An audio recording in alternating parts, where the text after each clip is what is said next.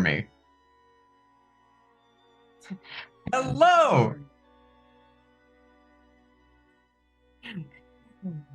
Technical issues aside, hello everyone! I am your GM, Jamie Wolf, the person who unironically comes up with all of these ideas for this game in the shower.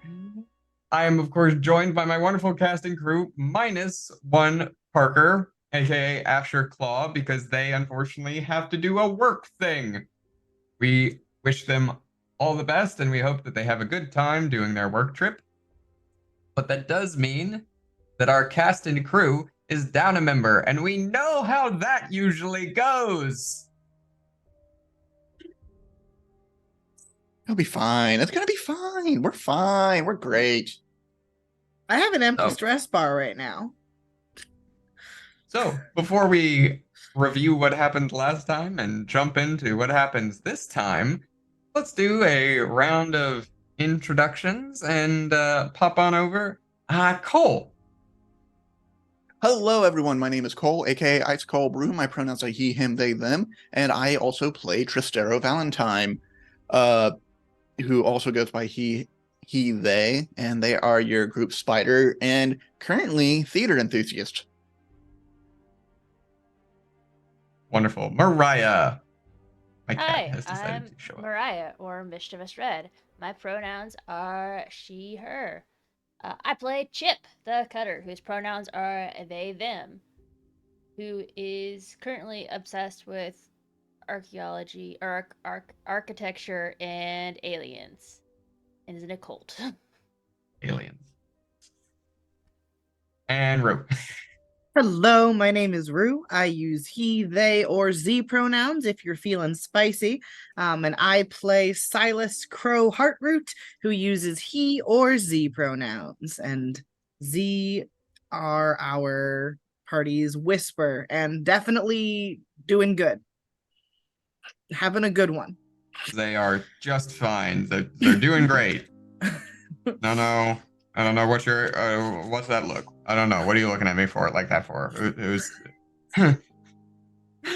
Anyway, and I'm, of course, as said, Jamie Wolf. My pronouns are they, them. I am your GM, and I play everyone else. Be it the wonderful secretary Scarlet, the constant bastion of, oh, I'm here now. That is Papa Claw, and everyone in between, including all of the Vennies. If you need to question the gender of the Vennies, their gender is Venny.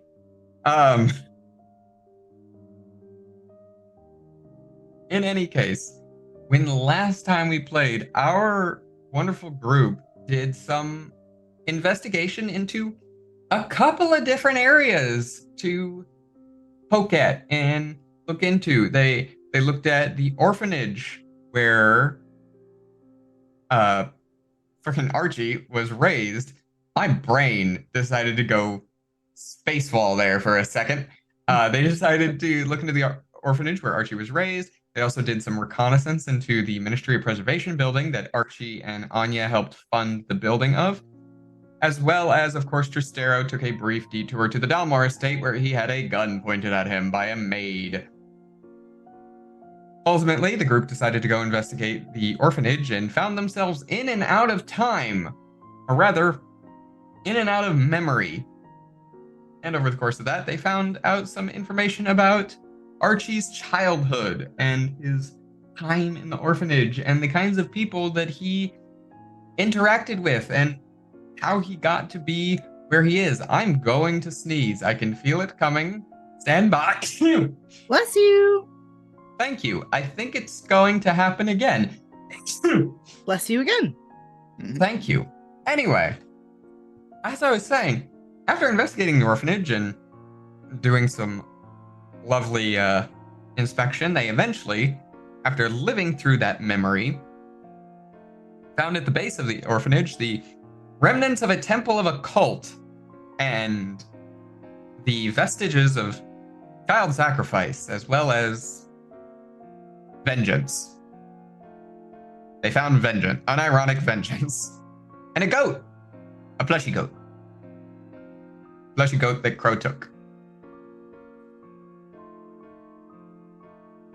having done all that, we advance the clock forward a little bit in time, and we find ourselves once more in our lovely estate that is owned by one Professor Crow, Professor Silas Heartroot. And of course, in the basement of that place, we have our concrete, locked in, safe as could possibly be, lair. And in that concrete, locked in, safe as could possibly be lair, there is a room. And in that room, there are some wonderful individuals. Those individuals are Shrike, because none of these fucks are wonderful. Have you seen what they've done? In another room, about a little ways over, there's a planning room. That's where we find these people. On These assholes. That's where we find these assholes. Laid out on the desk, as usual, there is the map of Duskwall, as well as a mini version of Asher's red string conspiracy board. It's not the full thing. It's the highlights. There is a pitcher of lime and lychee tea that has been brought by Scarlet. It has obviously been spiked with something. It's hard to tell what. It is Scarlet after all. There is, of course, the ever-blowing pot of coffee on the side. Unfortunately, no snacks this time. Snacks have been harder and hard to come by since Mort took his leave. At least good snacks. But poring over these records, of course, poring over this map, circling a couple of different places of note, Tristero. What are you up to? What are you thinking? What are you telling your crew after all you've discovered?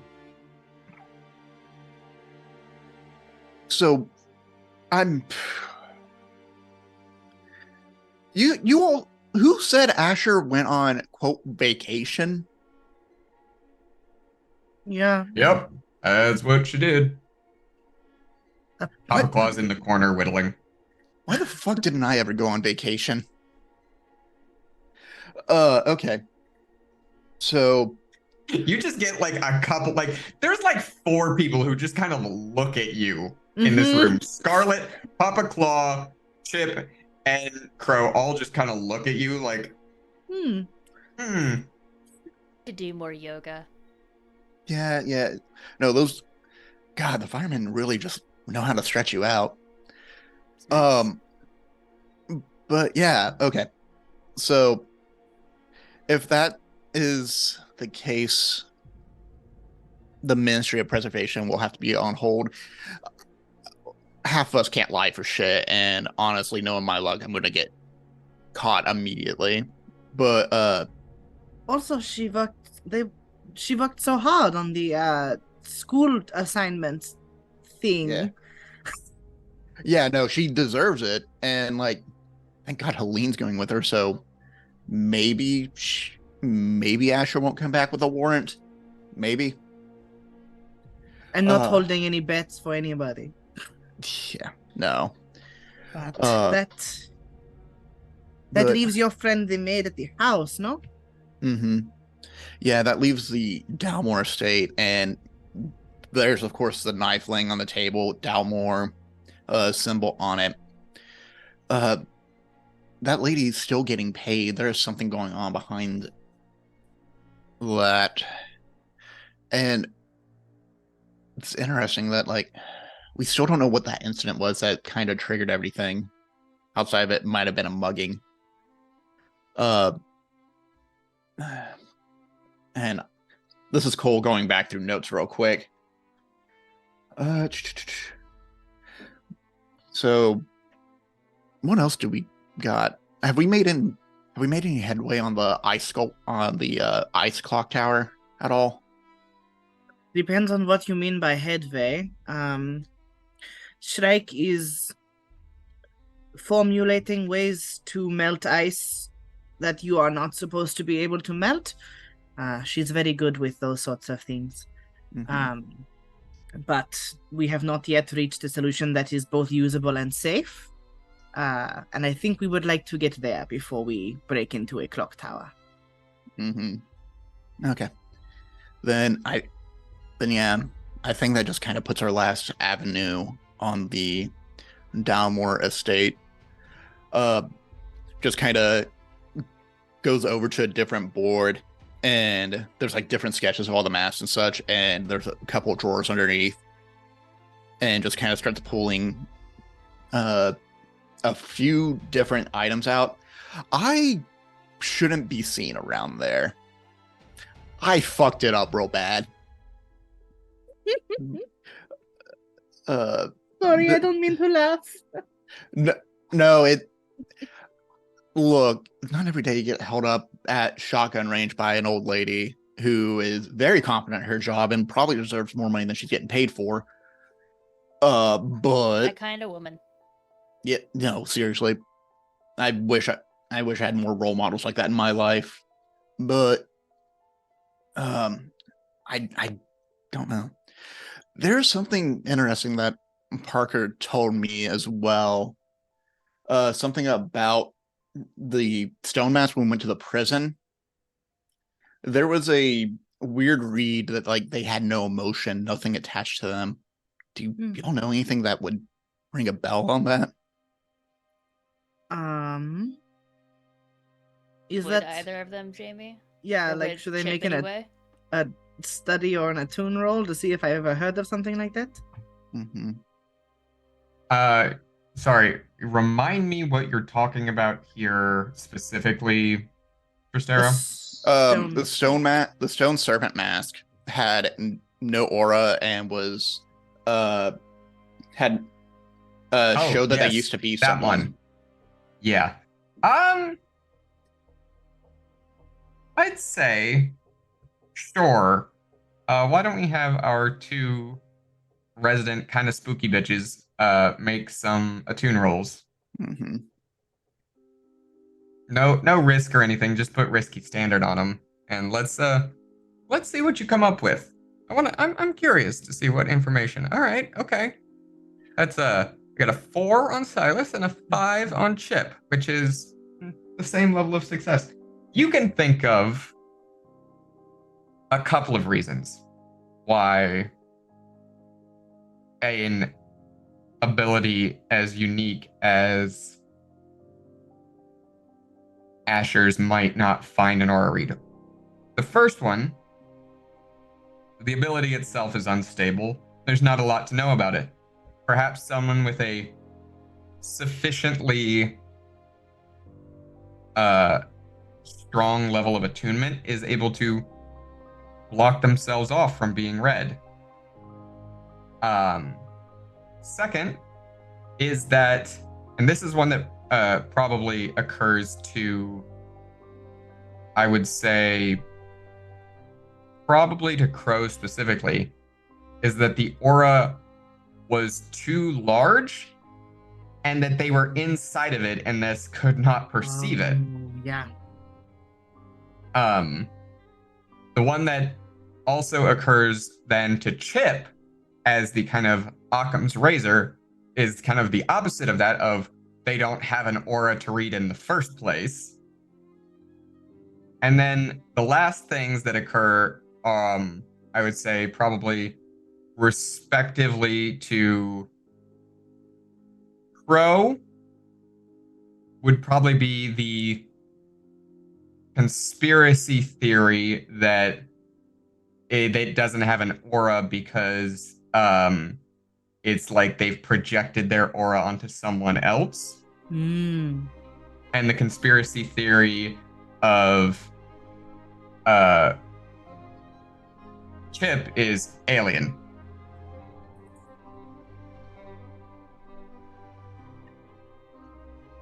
Onto someone else. What was that third one again? Alien. I'm kidding. Doesn't have one. Doesn't have an aura at all. Doesn't have one. Yeah, there's the aura too big, or it doesn't have an aura in the first place. i.e., soul too big or no soul at soul. all. Do they know what would cause a soul being that big? Like that An it seems like it immense wouldn't be amount of usual. power.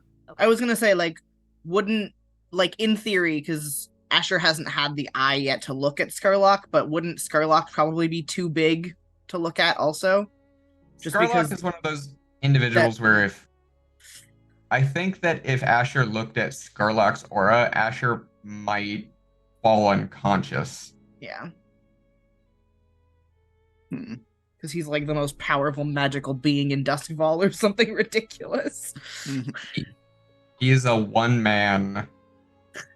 He is a one-man faction with almost as much power as some of the most powerful groups in all of Dustfall. Yeah. Mhm. Hmm. I'm not sure, honestly, which is worse.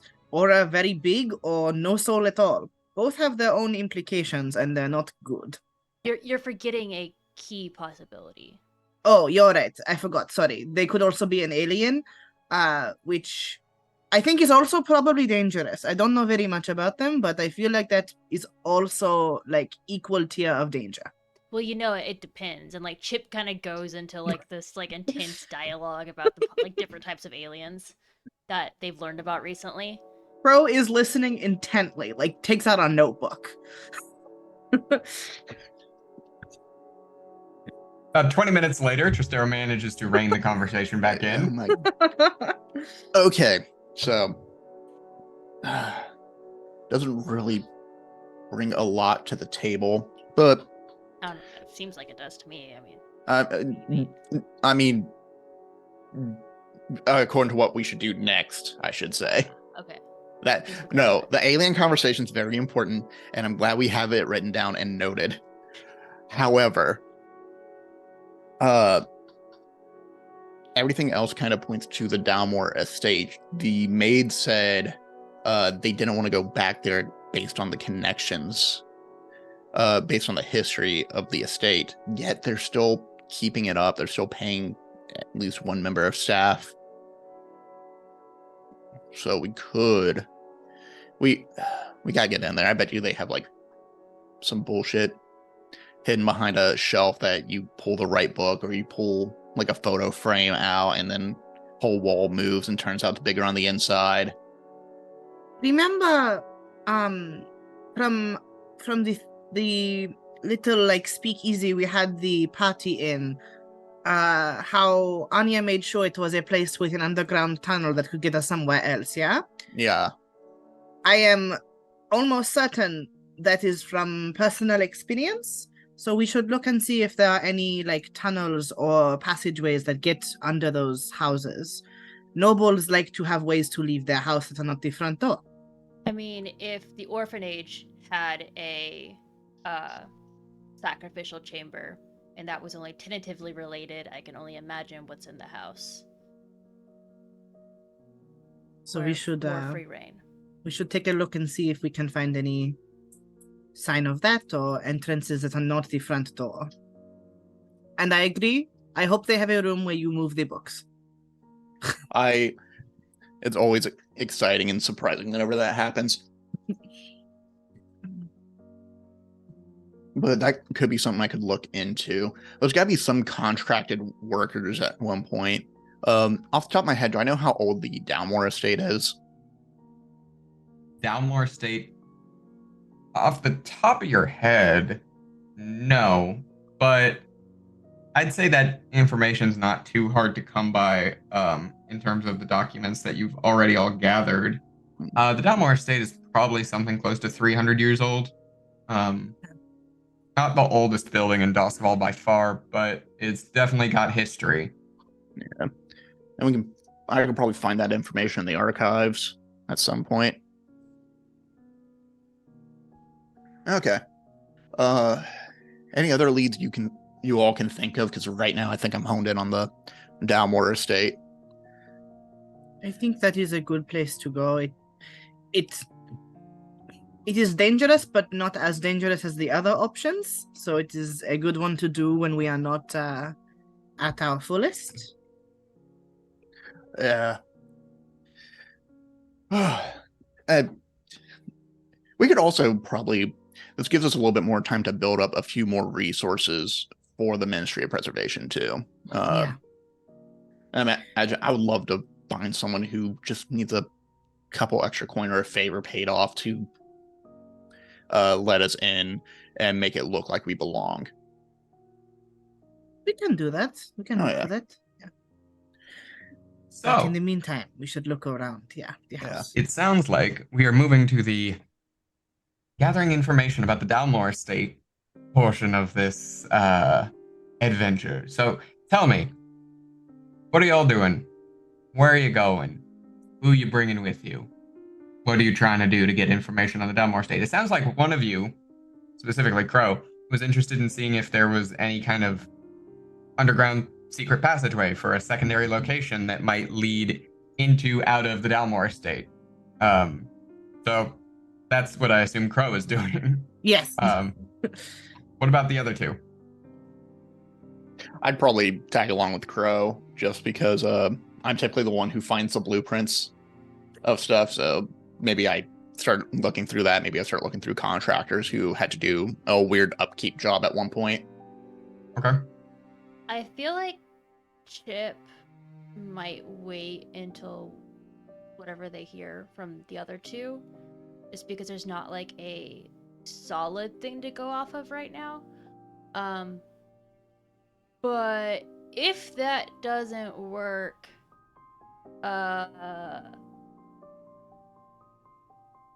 Chip might go Does and Dark just- does go ahead. Duskfall have like architecture periods? Like where like things that were built in this time period have X kind of window, like regular architecture in the real world does, or no? Kind of, yeah. Because if there's nothing else that Chip wants to go look for, Red, maybe they could like hyperfixate on whatever kind of architecture the Dalmore estate is. I don't know what Yeah. benefit that would have. Like, what would you get from that? I think what Chip might do, but like pending what the other two find out, is go to the estate and just kind of watch it for a bit, and then if the maid leaves, follow her. See where Nice. she goes. Okay. That sounds good.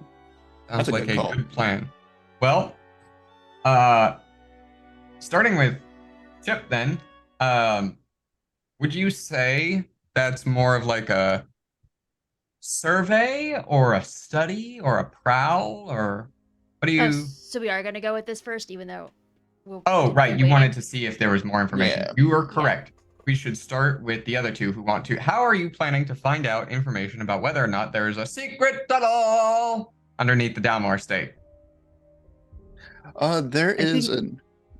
I Oh, was go gonna say, ahead. I think we have two different methods because Crow was going to try and see if like there are doors and entryways and like sections in the ghost field part of the city that's under there, because that would necessitate something down there.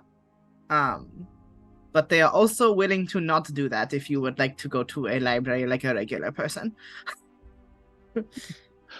I think that plan works perfect for you. I was going to see if I can go. I wanted to talk to the foundation and start going through like what the buildup of Brightstone was like, and specifically look at the past 300 years of work and see, because I imagine like they keep a portfolio in the different districts of like, and this construction company went to this area, built type of work, passageway, transportation, demolition, and I'm trying to basically locate that. And I just don't know if the Foundation, a powerful ancient order of architects and builders, many of their enemies have disappeared behind the brick and mortar of Dustfall. I don't know if they're hostile or not. I was going to say, you want to go talk to the Foundation. One of the most powerful factions in all of Dustfall. I mean, one that you have not done anything to establish a relationship with so far. one that is, by its very nature, intimately tied to the Ministry of Preservation, who don't like you. You know, sounds like another day of fucking it up with Tristero. I was gonna say, yeah, you asked what bad decisions we were making today. These are the bad decisions. You know what? That's fair. Yeah. I shouldn't ask for salami and then be surprised when I get a salted meat stick. Should have gone with prosciutto. Oh, actually, That's for breakfast. Let's start with Crow then. Crow, you're going to try to commune Mhm. with the spirits like adjacent to the Dalmor state, or Yeah. Like I want to go to that area of Brightstone. I'm not gonna like sit in their front yard, that would be bad. But I want to go to like near there and see if I can reach out and like feel any spirits or energy that might be like under or around it and that sort of thing. Sure. Go ahead and make me an attune roll.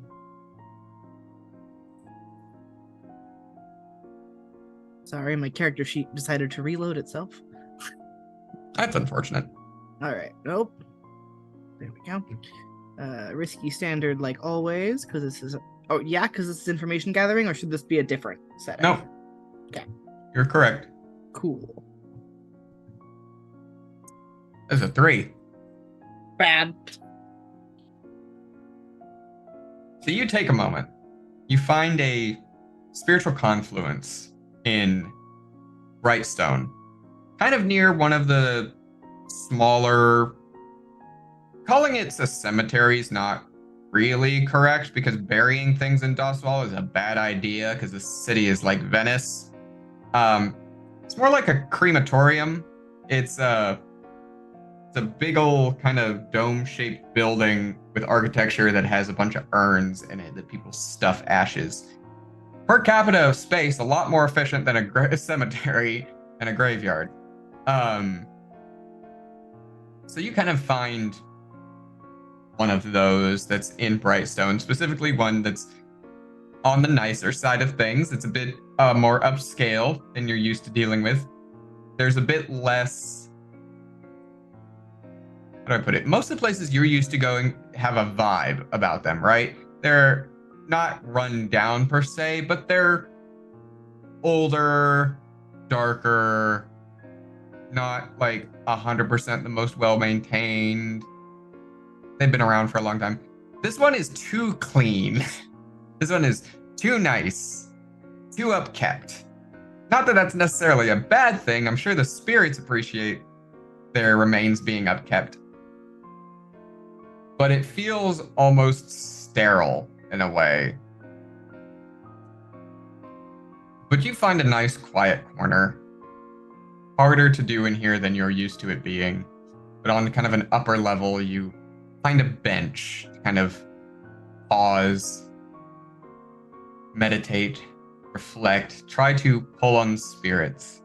And with a 3, you start reaching out to the local spirits. And then there's a pulling sensation of one kind of coming closer to talk. Hey there, Sugar Lips.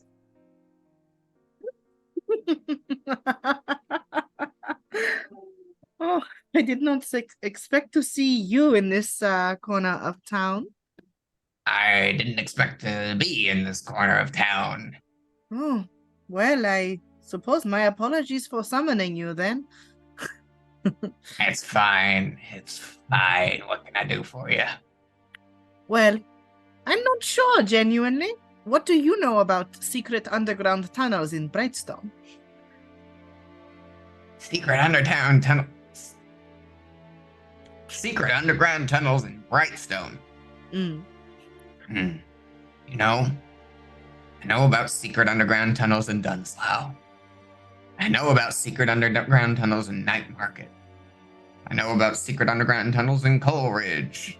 I even know about a few secret underground tunnels in Six Towers. Those are the creepy ones.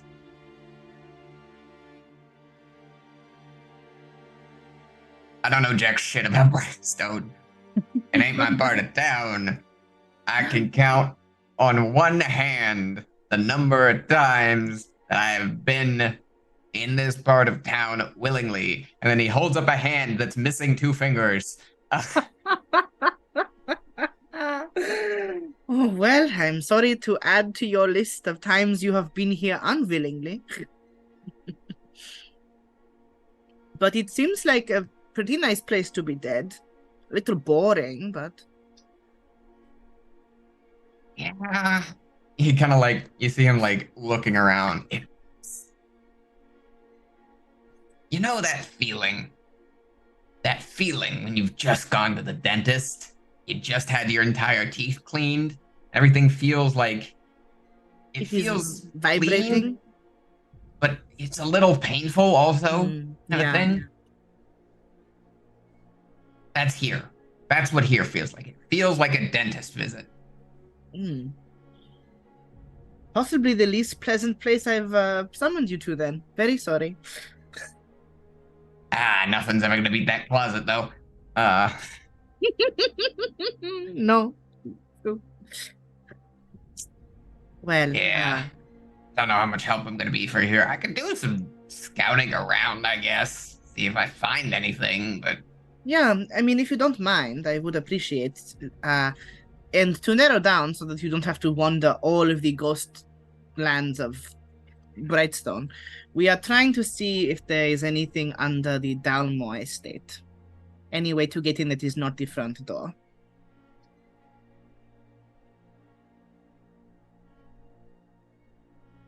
fair enough. I'll see what I can find out. Popping over to Tristero.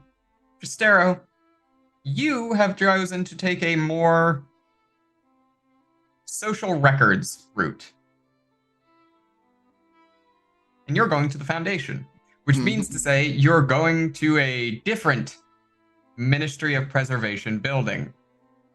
Not the one that Archie and Anya helped build. Just a different one entirely. This one, the one that like Archie and Anya helped build, is on the north side of Charterhole. This one is in White Crown. Fuck. So, your first obstacle here is getting across the bridge to White Crown with the guards that are standing at the gate.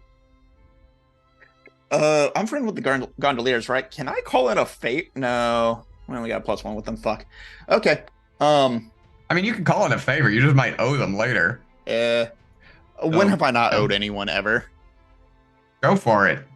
I think it's just like, hey, can you actually just like, I know you do grocery shipments over to White Crown, over to this area of the Ministry of Preservation. Can you just hide me along in there for a little bit and just don't mention it? The gondolier that you end up asking kind of looks at you askance for a moment. Go ahead, make a sway roll. Or, well, this is more a consort because it has to do with a relationship, so I'd say consort. Okay. I know we haven't started the score yet, but look, I'm gonna push myself. I will take that 5. It was a good call. He kind of like looks at you, and Briggs is not like, he's a surly dude. He's not like the most friendly. He's like, pulls out a ledger, writes down, looks at you. Stero Valentine owes us 1 large favor. Griggs, not Briggs, by the way. Griggs. G-R-I. Transport. Underlines that twice, and then stuffs you in a sack of fruit and ties the top. And does take you over to White Crown. Does not promise to bring you back. drops you off, and leaves. One problem at a time. It's easier to get out of White Crown than it is to get in. That's what I've always said.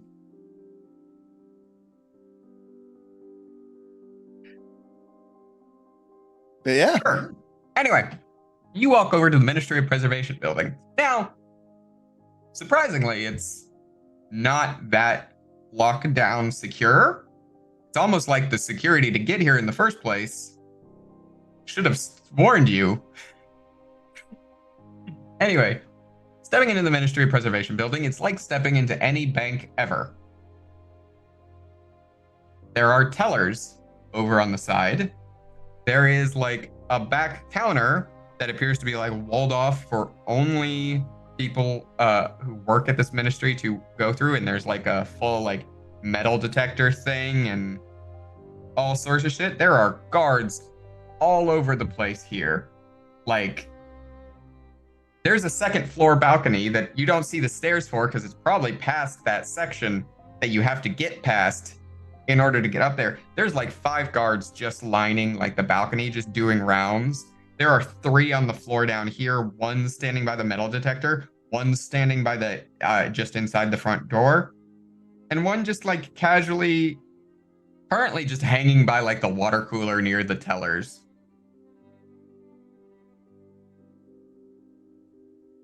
Okay. I would like to say I haven't made my entrance in yet. I would like to walk around the building and see if there's like a window or anything. Okay. No, you wouldn't know that yet. Never mind. Not that you see. Okay. And no fire alarm. This isn't modern day. This is industrial fantasy. There is no. There is no fire alarm. To pull a specter, is there a skylight? Are you scaling a building in White Crown without researching it to see if there's a skylight? In the middle of the day. Well, there's no sun. That's fair, but still people are out and about. Yeah. Because people are always out and about. It's worth asking. Okay, well. Oh god, I have caused so many problems. Why can't they just have like a branch office? I'm going to. Okay, so just to make sure I have this right, there are tellers, there are guards on a second floor balcony, there is a guy by the water cooler, there is a gated off area. Yeah, there's 5 guards on the upper balcony, 3 guards on the main floor. 2 of those guards are positioned by different entrances, 1 by the front door, 1 by the gated off area that leads to the rest of the building and probably the stairs up. And then there's just the 1 casually hanging by the water cooler. Okay. Let me look at my equipment real quick. What are you doing, John Wick?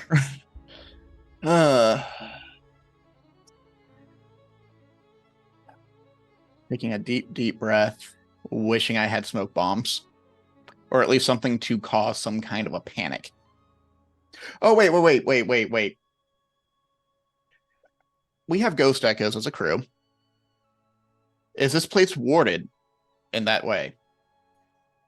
Heavily. Fuck, man. You got to remember, White Crown is also the headquarters of one of the most powerful spiritual organizations on the entire everything. Just everything. This is where the spirit wardens are. Like, this isn't their building, but this is their turf.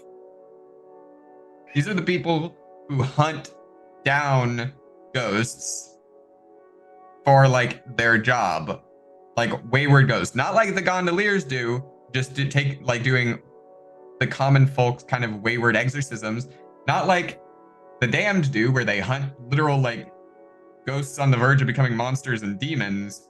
No, these are the people who do like executive ghost hunting function and also hunt down murderers who make more ghosts because they literally have a bell that goes off whenever anyone dies in the city.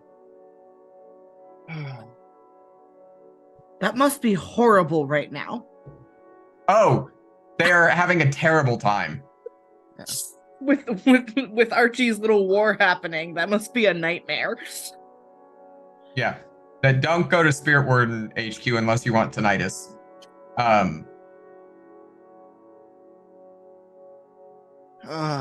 I guess I have to try to break through with a fine color identity then. I'm not gonna lie.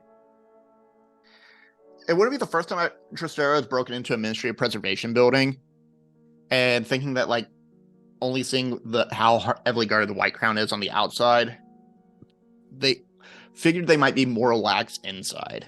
Because why would anyone break into White Crown? I can think of like 3 reasons off the top of my head why someone would break into White Crown. Yeah, especially with how the city is now. I should have thought about that. I'm not gonna lie, I'm kind of at a loss right now. That's okay. That's exactly where I want you to be. As you are standing, let's say theoretically, inside this building, or at the stoop, your choice.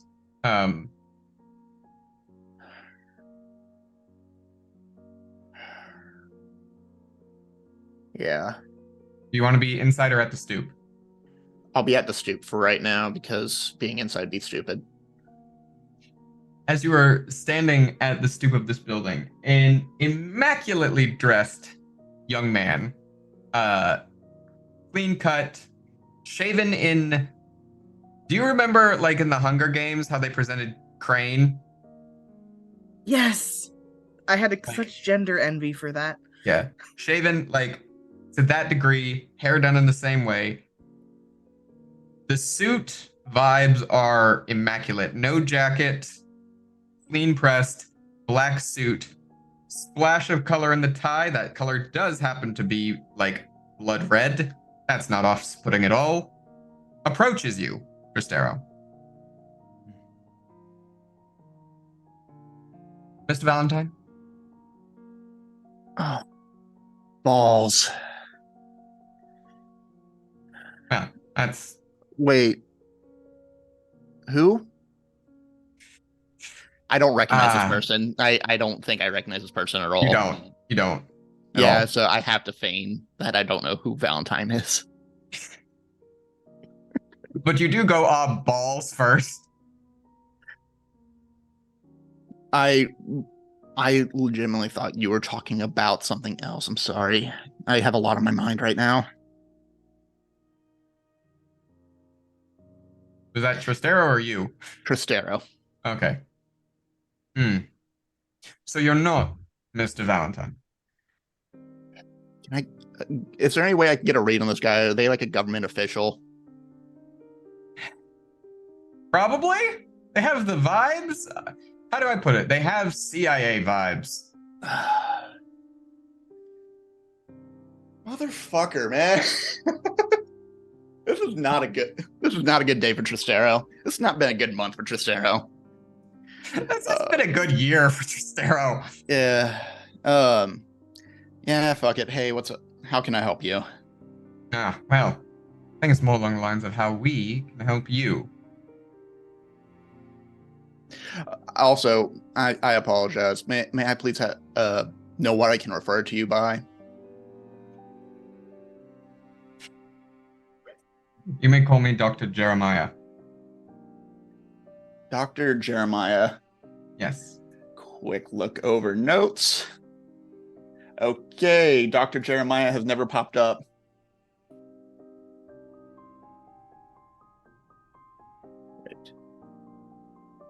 We'd like to have a conversation with you.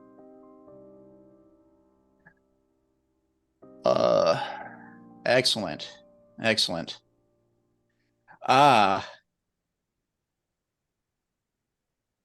Okay, there are a few Jeremiahs. Excellent. Oh, does he have a fucked up arm? No, this is not Yeah. Jeremiah Red. Yeah. I'd be talking a little more Southern Latin, a little more. It's not. Out of curiosity, is it Jeremiah Aberdeen? It is not Jeremiah Aberdeen. Okay, cool. That was the other name that popped up. Okay. Yeah. Yeah. I'm down to talk at this point. Not much else I can do. Well then, please follow me. Yeah. And he leads you inside the building through security, just past them. They don't even blink as he walks by. Okay. He doesn't bring you upstairs, he brings you downstairs into a long, narrow hallway. In any other circumstances, perhaps it would be a brutalist horror hallway, complete with the flickering light and the one door at the end of the tunnel.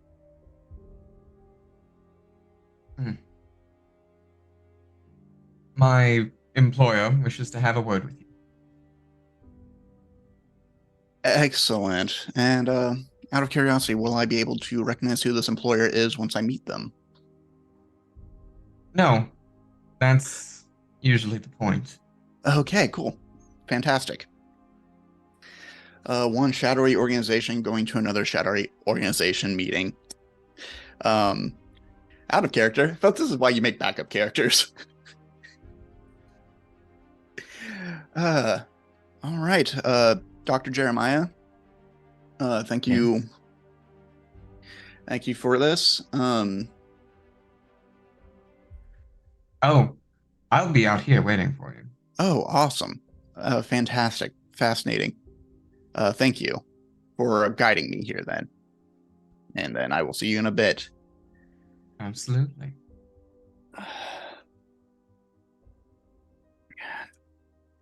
And I'm going to go ahead and knock on the door twice. How do I describe this voice? It is a singular voice. But imagine a voice that speaks. A glitch filter isn't correct, but it's the closest thing I can give. It's not that their voice sounds glitchy. It sounds to your ears like a pretty like medium toned. Actually, not that different from my voice. Just kind of maybe like a pitch higher. The problem is that when they speak, that glitch feeling is in your brain.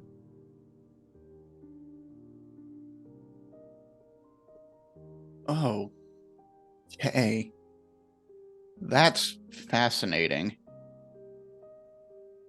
Hello. And what they say is into. Open the door. Kind of give Dr. Jeremiah one more look of. Dr. Jeremiah just smiles at you. Yeah. Interesting boss.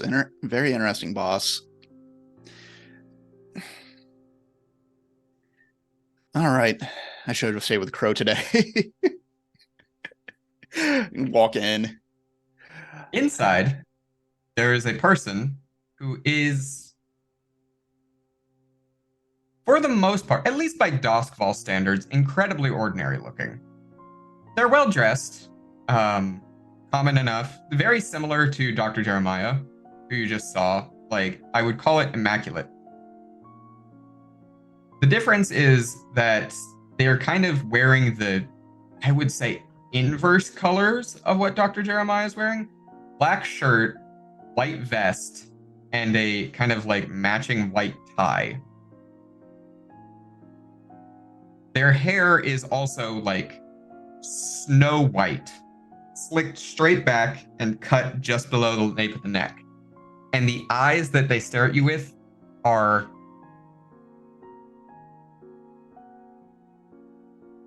they're a summertime green, like that very bright light green that you would expect in like a lime boba tea.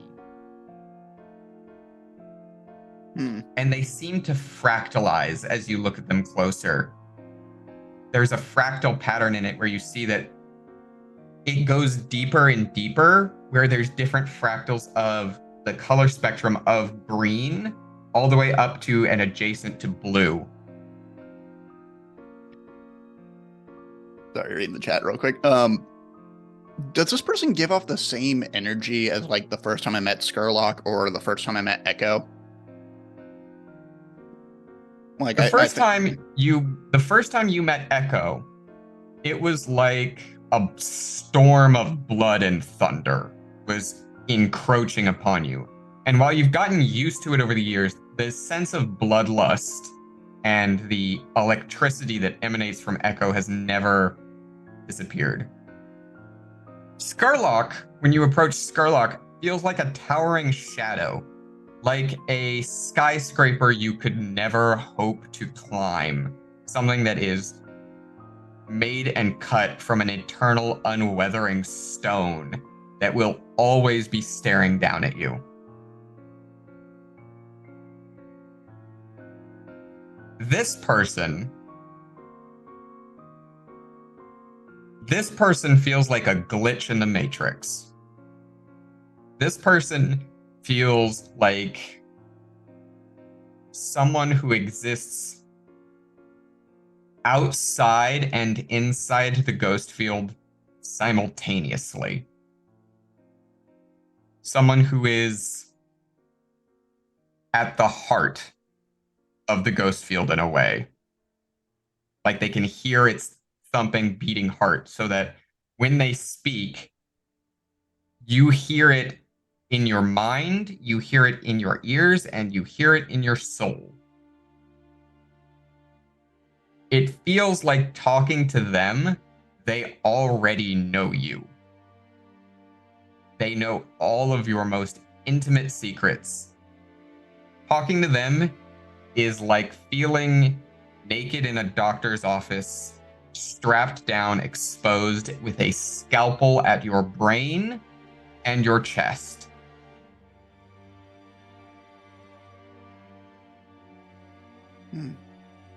Well, good day, or good evening, depending on how you look at it.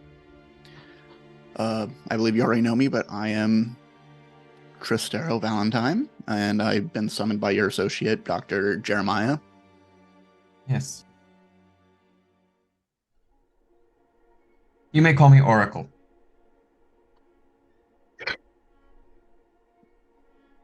All right, Oracle.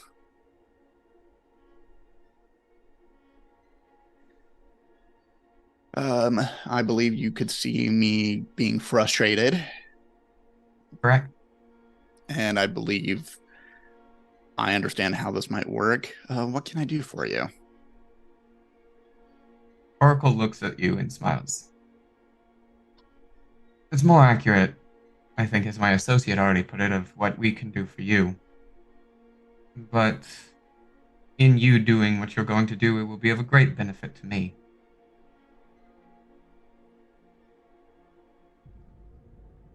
Mm-hmm. Okay. I'm guessing this has something to do with how this is feeling.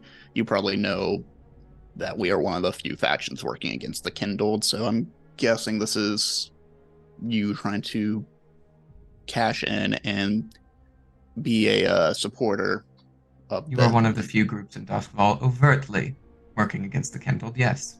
Mm-hmm. Okay. Yeah. I'm guessing you know that then we've been looking into more of Archibald Dalmore the Fourth, formerly professor, and trying to figure out what the fuck his deal is. And you will, in time. However, it has been frustrating. Can you imagine what it feels like to sit at the center of a spider's web? I'm sure a feeling you're very familiar with in your line of work. And in sitting in the center of that spider's web, feeling every single strand be deliberately tangled again and again by various individuals.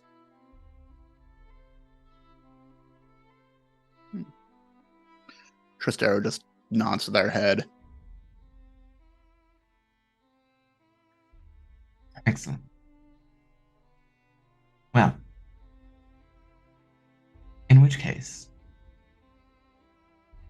kind of reaches under a desk and pulls out a file. Just passes it over the desk. Renovation records on the Dalmore estate. Okay. Thank you very much. Would you like me to come back and tell you what we find? Okay.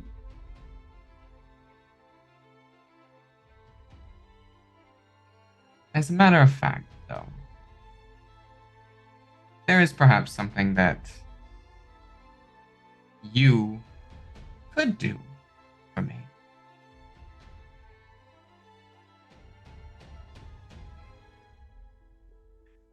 All right. Nothing in Dustfall is ever free.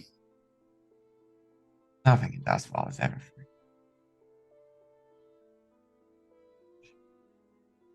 May I see your arm for a second? Mm-hmm.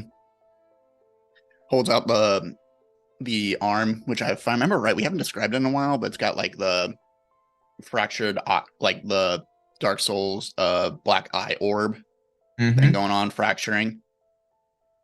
It does, which is fractured every time you've made a ghost contract.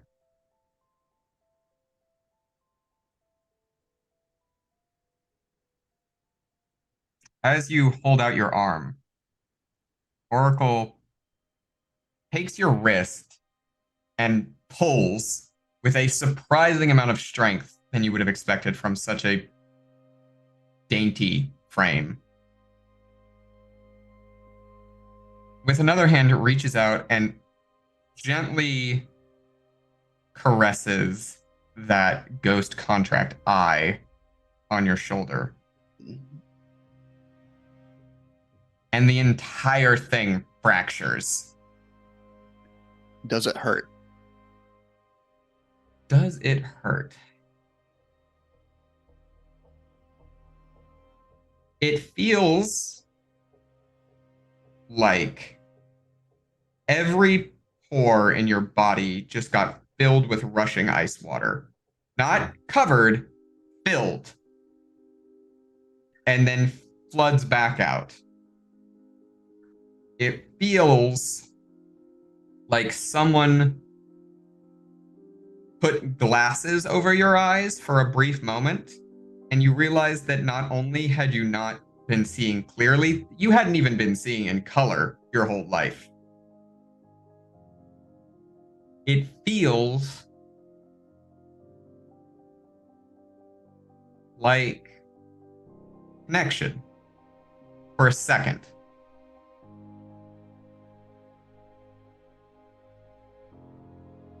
Then it feels like a shattered mirror when it all kind of goes away. I think Tristero gives us almost wants to shout, but catches it at the very top of their throat. Just like a very much squinting in pain, and is gasping by the time that mirror fractures and shatters. Good.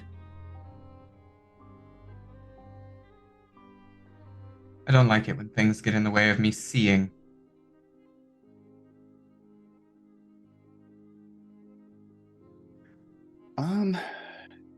I would like to make a roll of some kind. Just a a. I just want to roll some dice. Yeah. Vibe check going on here. Basically, I would love this to be desperate limited as a study roll. Because it's an incredibly desperate limited study roll.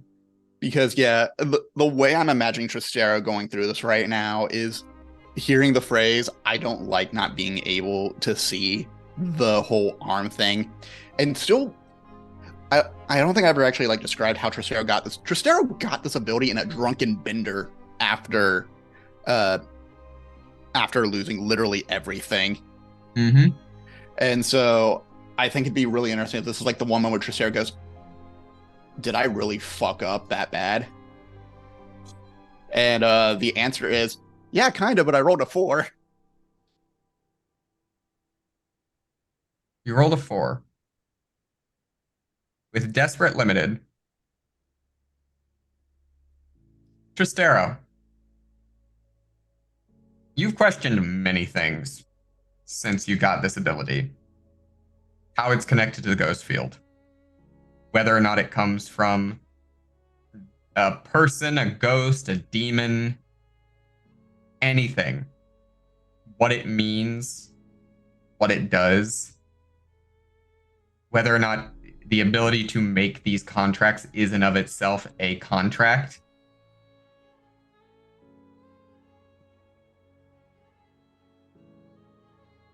And you have a very crystal clear thought. Or rather, two. One, you are way out of your league right now.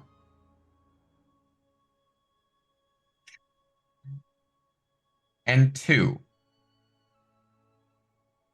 you've seen the havoc that Echo and their crew can wreak when they kill a demon. You've seen the terror that demons with contracts can enact on people through your experiences with Mort and the Hunt.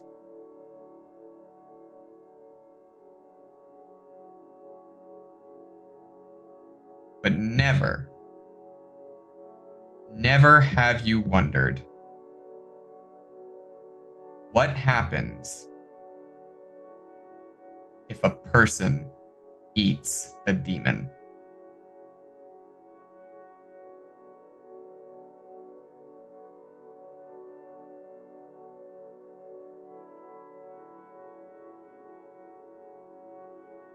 I understand.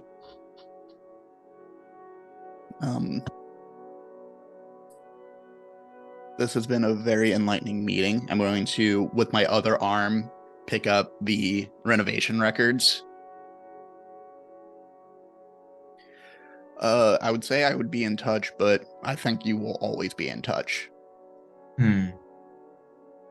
Always. Oh, and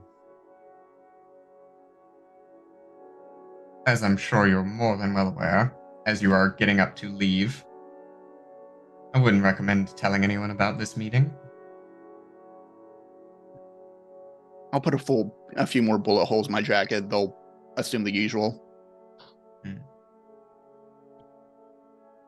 Not that anyone would believe you anyway. As the room itself seems to fade around you and disappear. Just their voice lingers as you're back in the hallway. I believe you met the Crown Prince anyway.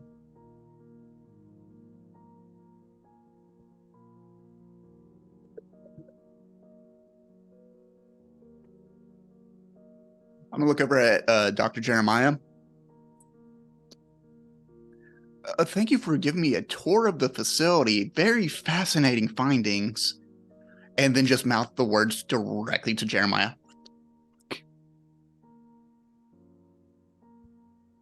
I'm glad that you found our facility so equitable.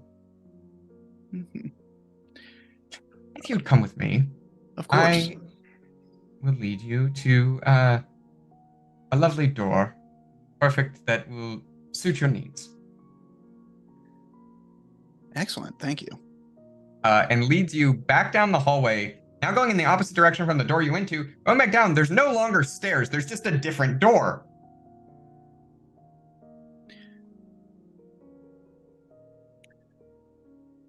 This feels like a very much more advanced way that one of my associates does this. This is fascinating. The whispers of society deal with things just like that. Whispers, echoes, remnants.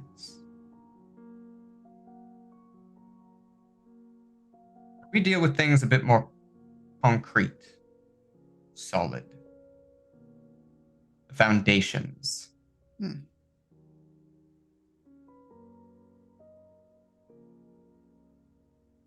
All right.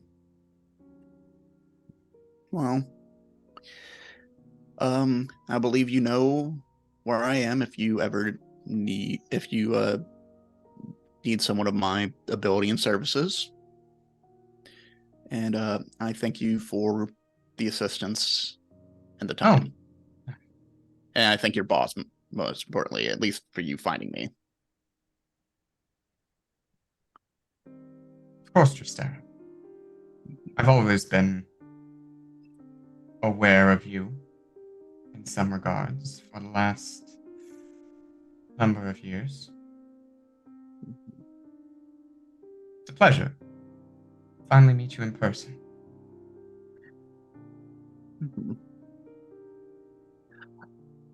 Do I? He opens the door at the other end for you, and out the other side of this door, you see that it leads into one of the alleyways of 6 Towers. Oh. And when you see her, give my regards, sorry, my sister Marasi. And then he pushes you out and closes the door. Tristero just stands in the street dumbfounded. She never fucking told me. Fuck me. I need a cup of coffee. And I'm just, instead of going back to the hideout, walking down to the coffee shop. I'm just ordering a cup of coffee. I'm just going to sit in a seat for about 30 minutes, not saying anything, and let the coffee go cold as I replay everything in my head. And as you leave Dr. Jeremiah Liu behind, Rick comes back to Crow. Yeah, I got nothing. Like, there's something there, but it's hidden. Like, really well hidden. Yeah, that is about what I expected. They're very good at hiding things. But thank you for trying. I am going to leave the dentist office of an establishment that this is now, because since you said it, I have not been able to stop thinking about it. And perhaps I will see you in a better circumstance soon. Always. I'm always watching. That's good to know. Yeah. And he kind of fades out of existence again. And so with Tristero having an existential crisis, Crow coming away with not a lot, unfortunately. Chip, are you waiting for your companions to come back, or are you going to watch the estate? I imagine they sit there for a little bit, and like probably after like 2.5 hours pass or something, they decide to go. So they're gonna go watch the estate. Okay, so Chip, I would call that probably what do you think? Survey, prowl, study? I'm thinking survey. But they will follow the maid if she does leave, because they are better at that and think they might be able to get more information. But I think survey, as I just sit there and watch the house, and I imagine they're sitting there with like binoculars, occasionally getting distracted by like the architecture, but trying to focus on what's going on. All right, so you're focusing. You're staked out on top of a nearby building. You've got your bag of peanuts, your binoculars.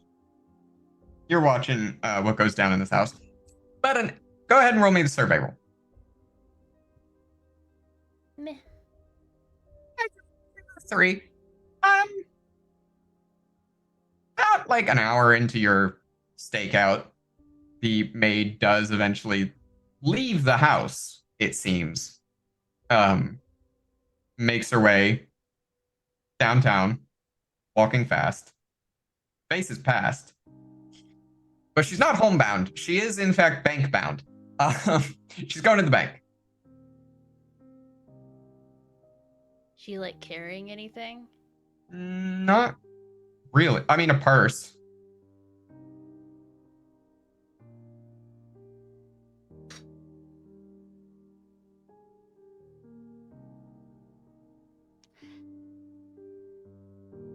Chip's not the smartest. Chip may go check the door. Okay. Would you like to go check the door? Yes. It's locked. She probably locked it when she left. They're gonna walk around the house. Okay.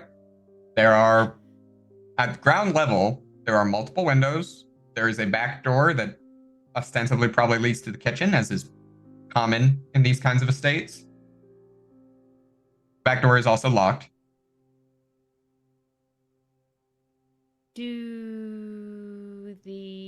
I'm gonna regret this. Does either like a window around the back door have like a curtain on it on one side, so, like from the inside, so you can't see that's broken if it gets broken? I mean, all the windows do have curtains if you draw them. It's just a matter of whether or not someone's going to draw them back. Are they drawn currently or no? The ones on the first floor are drawn. You can see, if you look up, you can see the ones on the second floor are open for the most part. Like, not the windows are open, but the curtains are open. Okay, cool. Then Chip is gonna...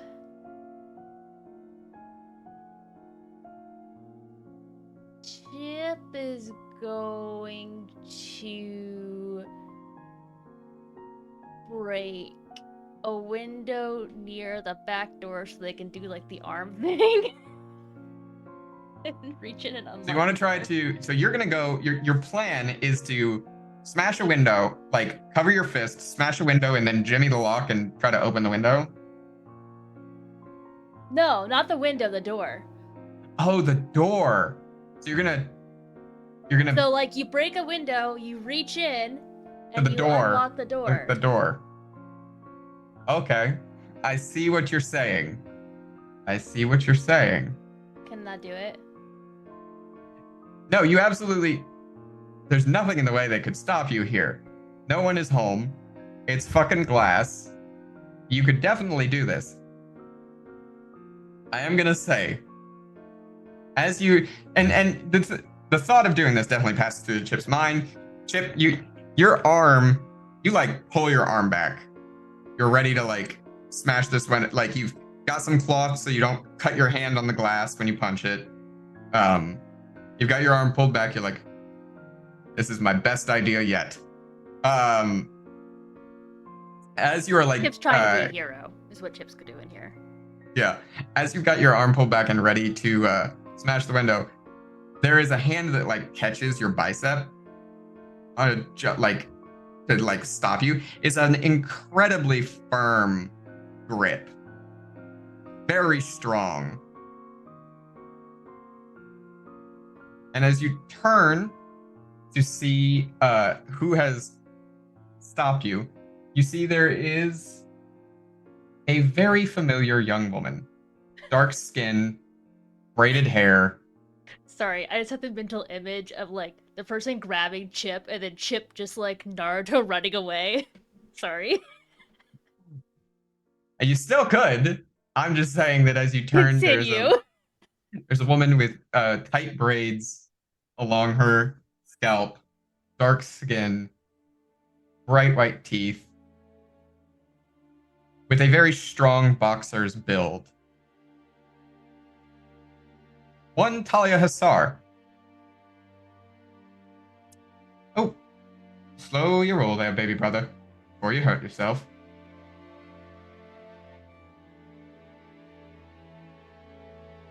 What makes you think I'd hurt myself? Hey. Instinct, I suppose? You are about to smash your fist into sharp glass, and while you've done a good job of protecting your fist, it kind of holds up the rest of your, like, less than fully clothed form, as is typical for Chip, as I understand it, yes? They probably took off their shirt and that's what's around their hand. Yeah. What about the rest of your arm, chest? Dearest older sister. Not like we haven't done worse in training. Dearest younger brother. From what I remember of doing worse in training, those were mostly bruises that I gave you. Chip will fight her. Just Okay. like they were younger. Make a skirmish roll. Yeah, sure, let's go. This one, this one's not a gather information roll. I hope you know that. This is we're going with your risky standard here still, but consequences can and probably will happen. It's very, so like, it's not like the I'm trying to kill you fight. Yeah, Like, it's very the much sibling, like a brother's. Yeah, okay. It's the Just sibling. So I'm we're about clear to here. beat the shit out of you. Yeah. Okay. Yeah, let's try it. Let's go. Lovingly. Hey. That is a 6. Okay. Absolutely. So yeah, you get in like a few. It's no weapons, nothing like that. It becomes like a brawl on the ground, and you manage to get in like a good slap, like not slap, but punch, thunk onto the side of Talia's shoulder. Something that you knew as when you were younger and you would fight, that would leave a hefty bruise. As you pull your arm away, though, you can see that like. Because Talia, similar to you, doesn't wear like a ton of clothes. She's got like a turtleneck, but it's a sleeveless crop top turtleneck.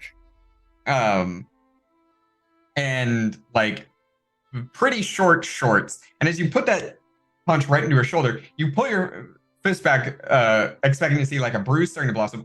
What you see is that where you punched, scales flared out, almost to protect her, and then suddenly they retreat as your fist retracts. Are you still fighting? Because that's going to be another skirmish roll. No. They'll like stop and look. That's new.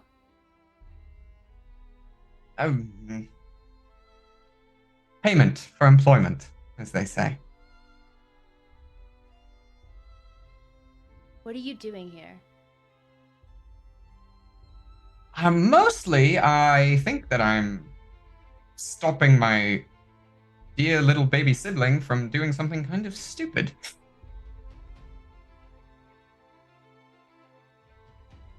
I've heard you've not been involved in such great things yourself lately. Well, the Payment things we worth do it? to get paid. That's where you got that? Like Oh. gesturing to the arm? Or like where she got hit? Perks of the job, as they say. That job though? Or a different job?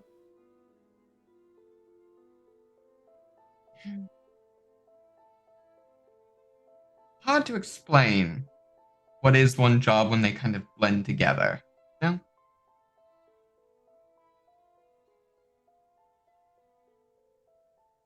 It's been a long time. What about you, my dear little sibling? I haven't seen you for over a decade. You look pretty It's been good. a long time. Trying to stay in shape. Oh, you seem to be Didn't doing a pretty alright job of that. Didn't That punch expect would have to hurt. Fight you again. But I did want to win if I ever saw you again, and I guess you prevented that. You always were the stronger one. I'm always getting stronger.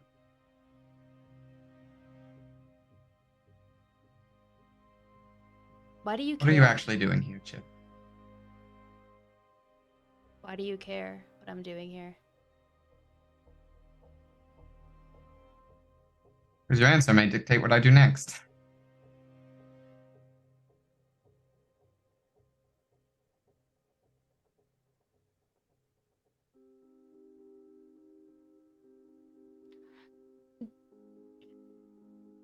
Can Talia, from when they grew up together, does Talia have like a pretty easy time telling when Chip's lying or not?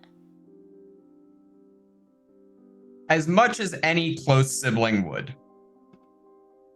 So which is to say, it's not that you can't lie to her, it's just that it'll probably be kind of difficult. More difficult than it would be to anyone else.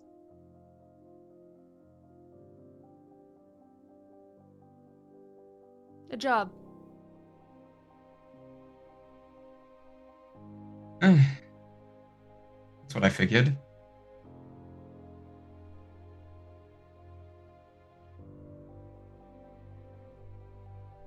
I will give you this one chance to walk away, Chip. But I am in charge of security here. I can't let you go inside.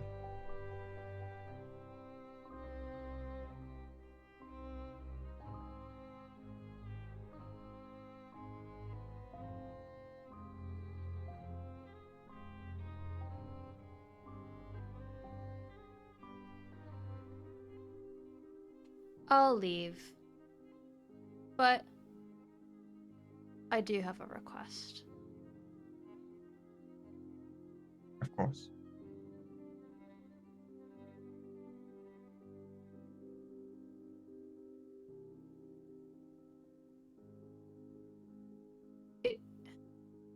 I didn't know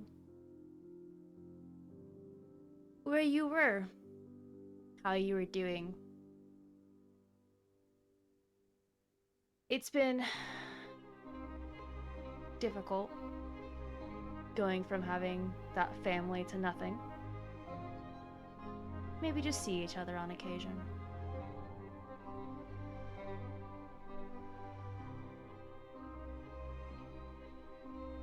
Outside the jobs.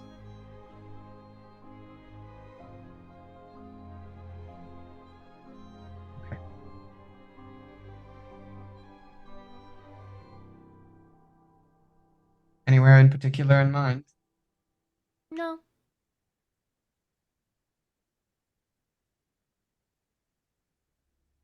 Just more regularly than every 10 years.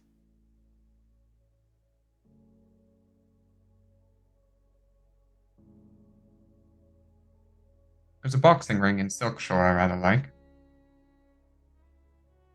Surprised they haven't kicked you out with that trick. Doesn't seem quite fair. I'm careful about when I use it. It's only for special occasions.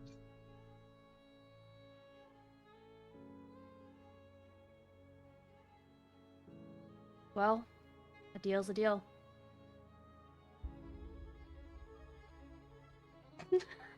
Chip will then hand her a business card and say, maybe you should come check out the show sometime. Is it a business card for the Silver Stag? No, Chip has private ones now. Or like, Private lessons. Okay. It's not private. like Yeah. Chip could do lessons. That'd be fun. Yeah, sure. Chip does lessons now, but also for like just like a group of them get together and like schedule things. So yeah. Fair enough. I always heard you were doing shows at the Stag. And you've kept your distance.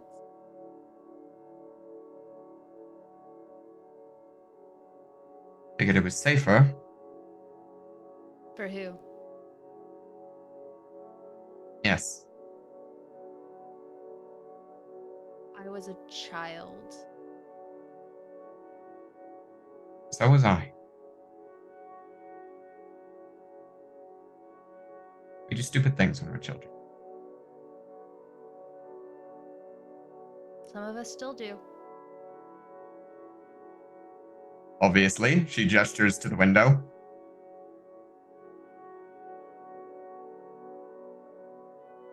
I don't think it's just me still.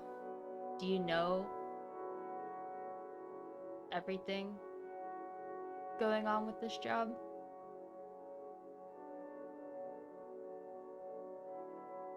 Probably not.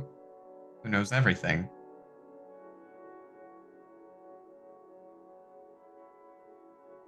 And Chip will kind of like clap her on the shoulder and just be like, don't be stupid, that's my job, and walk away. She kind of like takes the card and like spins it on her finger and then tucks it into like a pocket on the side of her shorts.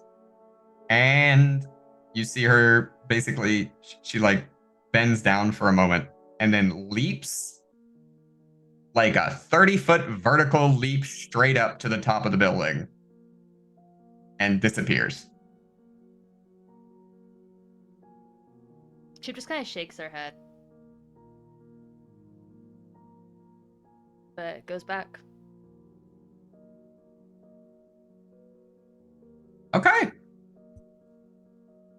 The three of you collectively find yourselves back in your planning room. What do you all tell each other?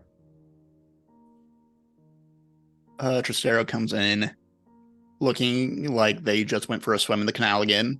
A few more bullet holes in the jacket. Hair still damp. All right. Good news. I got the renovation records. They are somehow still dry. Bad news. When we break into the ministry, we need you to have a whole new face. Bad news. I need a shower. But actual bad news, I think the Ministry of Preservation will be on guard against me, so it might be better if I find an alternative role in that job. Or It's your turn to take a vacation. that's never going to happen. I know.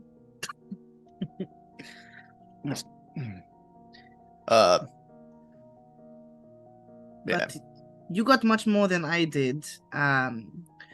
There's something beneath the Dunmore estate, but it is very warded. So I cannot see it, and neither can Rick.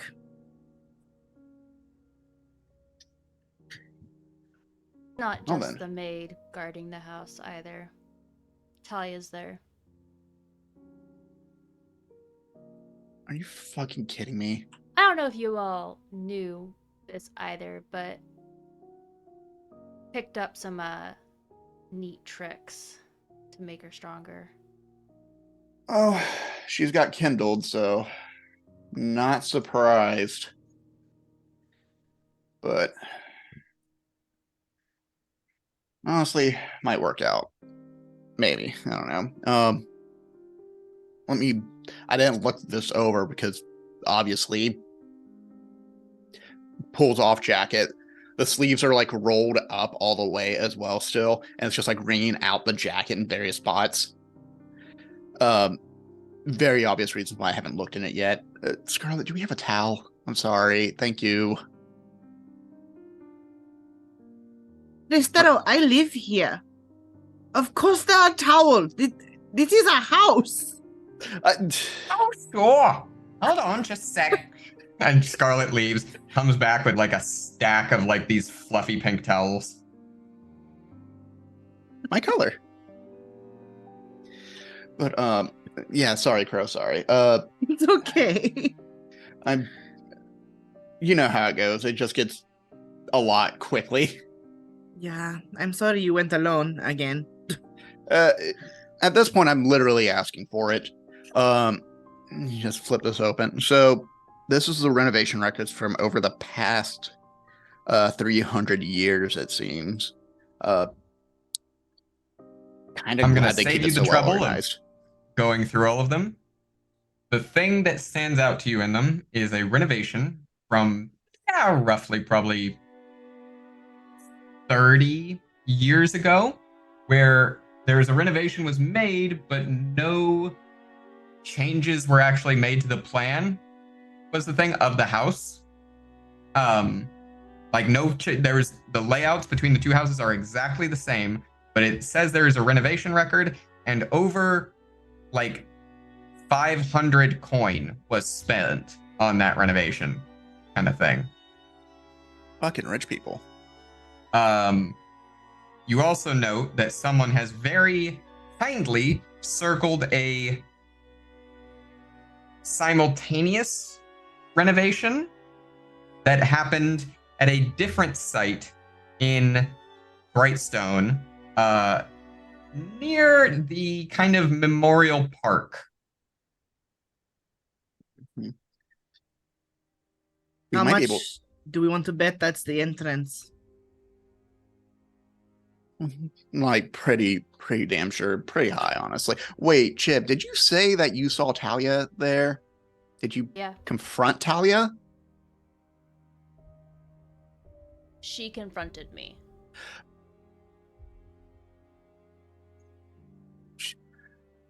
Okay. So that's the bad news then. But that makes sense why it was only the maid staying there and was so confident. I do, with Talia's skills, I do wonder if she'd be guarding both the house and the entrance to the tunnel. Seems to have quite the skill set. Yeah. Or if someone else would be, if not her. Yeah. Wouldn't put it past any of them. We'll burn that bridge when we get there. Right now, we at least know an alternative entrance, and they don't know that we know. They will probably be watching the house, based on that interaction, watching it more closely. Yeah. Also, I may owe a favor to the gondoliers.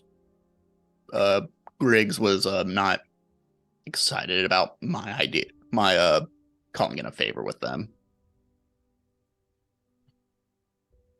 And so, as we get ready to move into the planning and engagement section of this heist, infiltration, information gathering excursion, we're going to take a break. So, we will be back in 5 to 10 minutes, and we will pick up where we left off with our entire crew having a minor existential crisis about what the fuck is in this house, and anything else that might be happening. Mhm. So we'll see y'all then. Bye.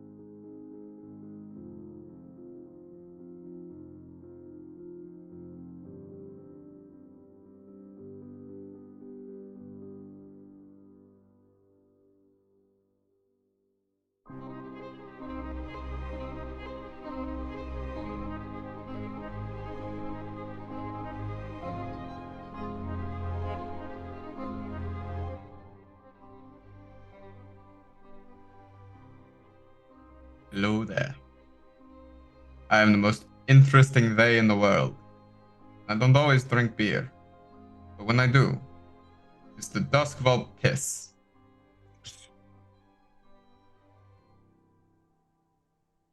Dusk piss, as they say.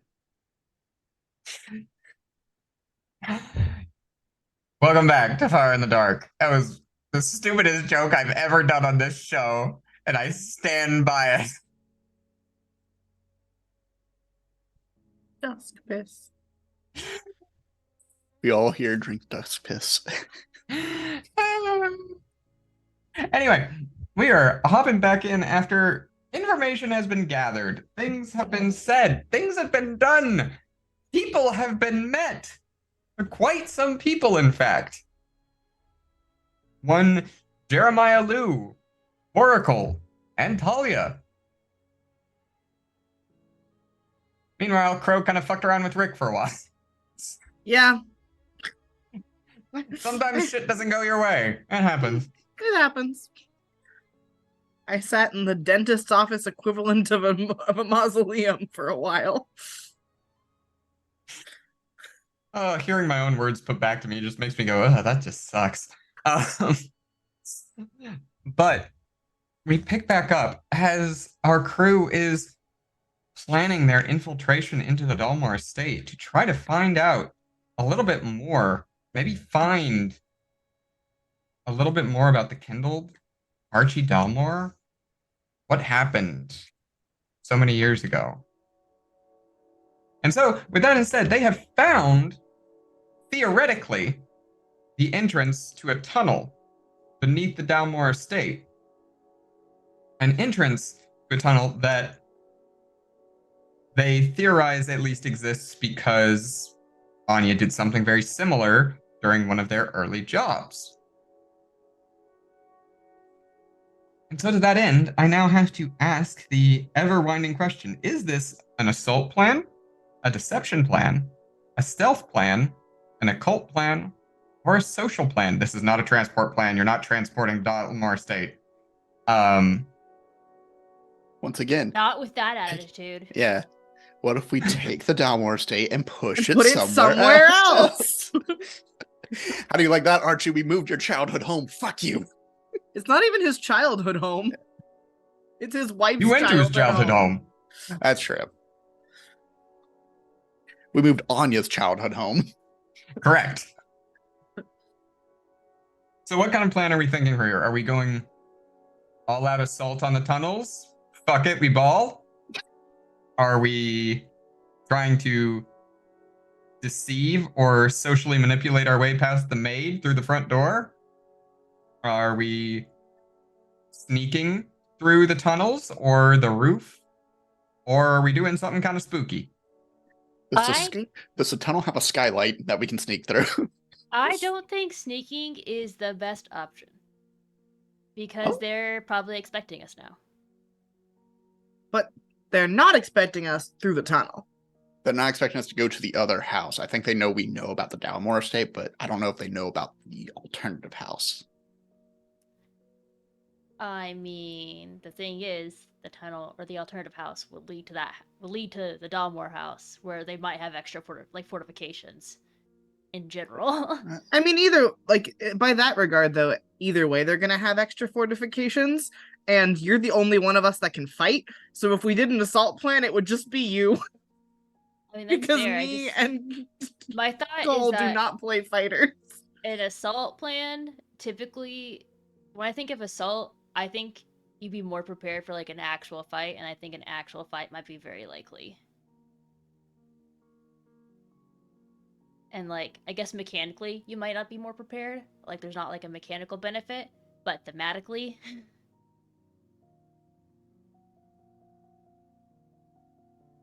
If y'all want to do stealth, we can do it. I mean, I my piece. That's fine.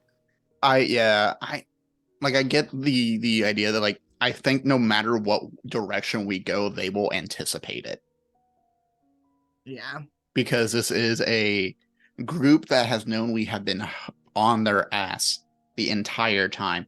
They did not expect us to know about the prison plan, the prison breakout plan, and we still fucked that up for them in some extent. We prevented them from causing as much damage. I think. What if someone's a decoy? Like goes for the actual like outside of the estate. That'd be one way of doing it.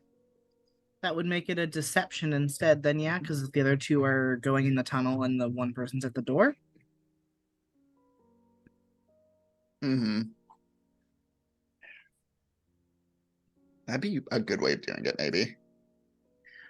I do think whoever does the deception plan should be ready for a fight, because either you're fighting Talia or you're fighting a maid with a shotgun, and morality around doing that. I figured I would be the decoy. Mm-hmm. Cool. How big of a gun do you need? The bigger the better, I guess. Okay, well, And we ask Papa Claw for his cannon. Kind of holds up the 5-pound howitzer cannon he carries around. This is what you want?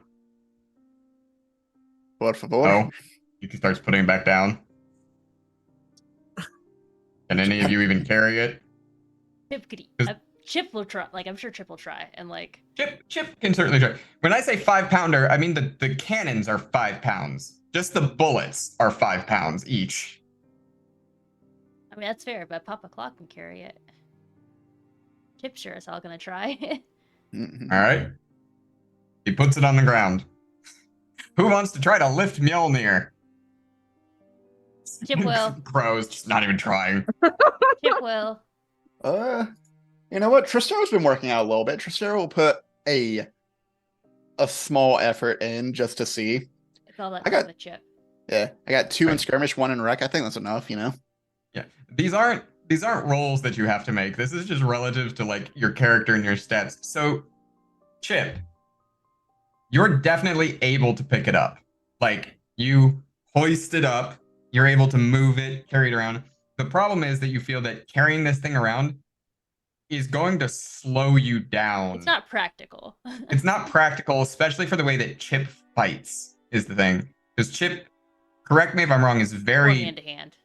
Hand-to-hand, flexible, dexterous in how they fight a lot of times. So it's not that you lack the physical strength to carry this. It's that it's just so limiting. It's kind of the like, you're used to like moving around your opponents. This is I'm going to charge at you straight on and keep shooting. No, yeah, it was more the challenge that Chip wanted to show that they could. Oh yeah, so Chip, you're definitely able to lift it and then move it around, carry it, and put it back down. Tristero, let's see if that yoga has been paying off. You kind of take a moment. You're like, all right, lift from the knees, not from the back. Brace and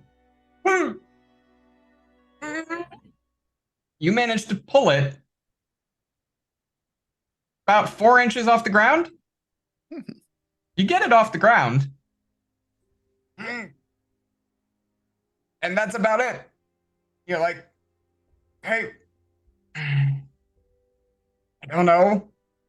I have the strength not to drop this rather than lower it slowly. And Chip Papa will, Claw like- comes over and takes it and puts it down. Chip will clap like Tristero on the back, like good. I see you're improving. Still, like a few more things to work on. You know what? Honestly, Bro. it's better than the past few months.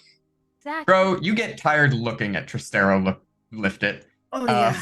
No, that's not for me. You see Papa Claw bend down. He lifts the thing with one hand, takes a cannonball with the other and shoves it down, and then 2-hand grabs the back and it's very much a me weapon. And he tips it over, takes the cannonball back out, and hangs it back on the wall. Maybe not that one. What was that, Mariah? You are muted. What do you do for your workouts? Well, kind of slaps his belly. Used to, in my heyday, I'd go down to the night market and I'd pull train cars.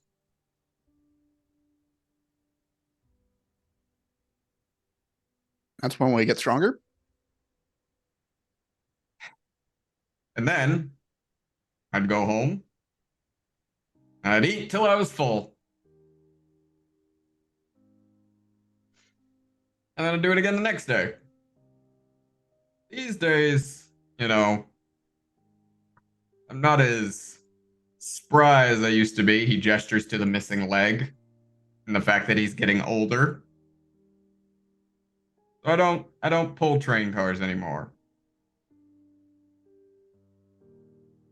I do occasionally lift goats. You do that in yoga. Yeah. My record is 12 goats. Try the train car thing. How do you carry them all at once? Ah, that's the thing. What you gotta do is you gotta get like a strong metal bar. Then you gotta put boxes on the end of it. And then you put the goats in the boxes. Then you lift the goats in the boxes. That makes much more sense than me trying to imagine you carrying 12 goats just in I, your you know, hands. Could you I imagine? tried just stacking goats. They weren't amenable to it. Cannot imagine why. I got a lot of headbutts. Yeah. Luckily, I'm well insulated, and he slaps his belly again.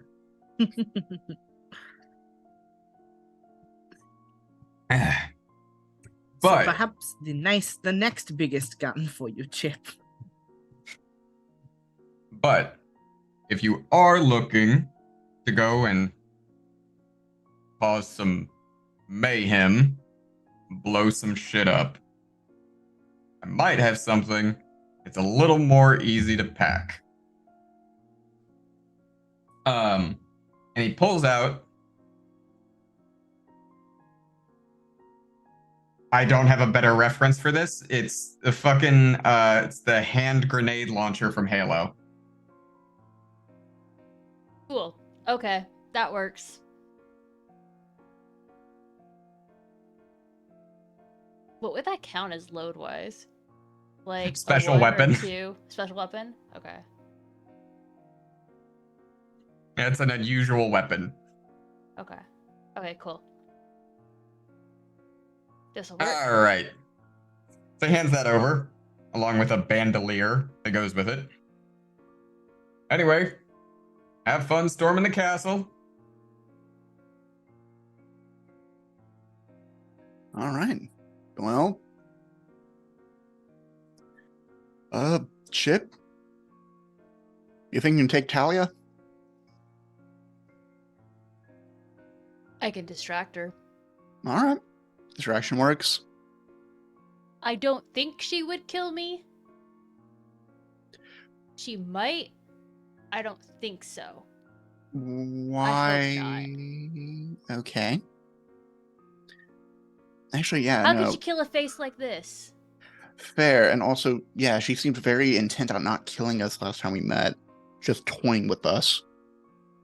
I wonder if maybe she's not as interested in killing as some of the others. Some people do things just for power. Yeah. So maybe she would like to not be directly involved in killing.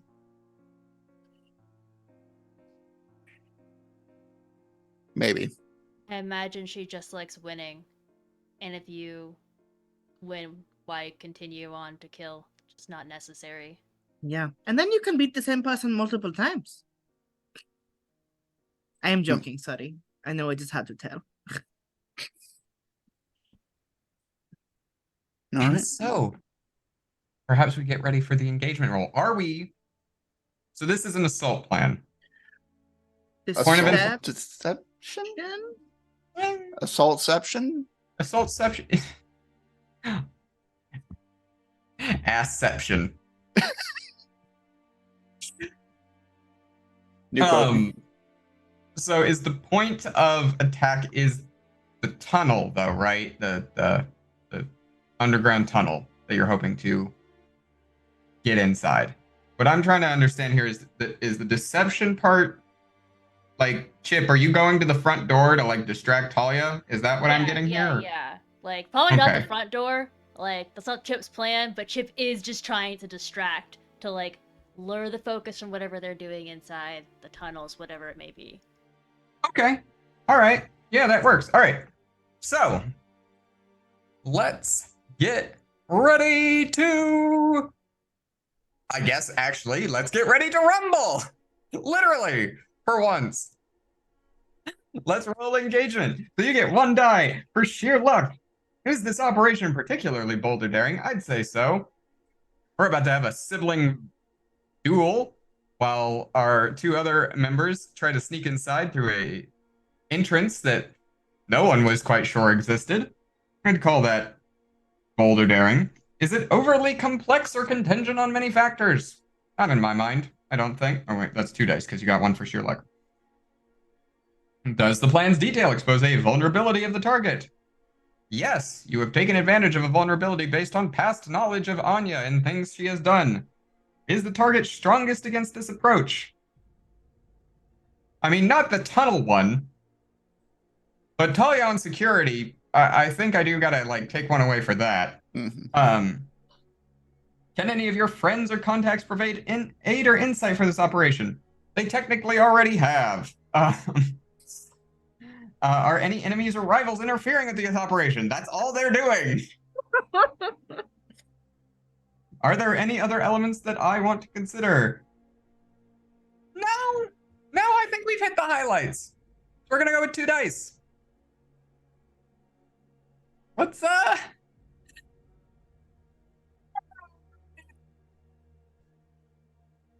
see what we got. Oh no. Oh gods. That's a 2. That's a I feel 2. like Parker was like one person who kept the dice rolls at least above a 3. Yeah. Didn't we roll real bad last time, though? Yeah, we did, but like it worked out. It'll work out this time. It's fine. Cool. Well, before we determine that, what all are you all doing for loadouts? Are we going light, medium, heavy? I'm going normal. Yeah, I'm going normal as well. How about the person going for a fight? I was like, Chip will probably go medium. Okay, Medium. so normal. Okay. So, we are starting off in a desperate position.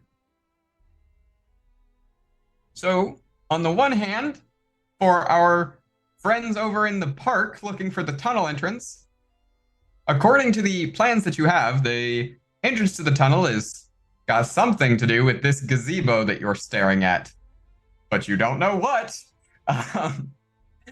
And then for Chip, what do you think a desperate position here looks like for Chip? Okay, so Chip's probably might be... Okay. Is there a way? Oh god.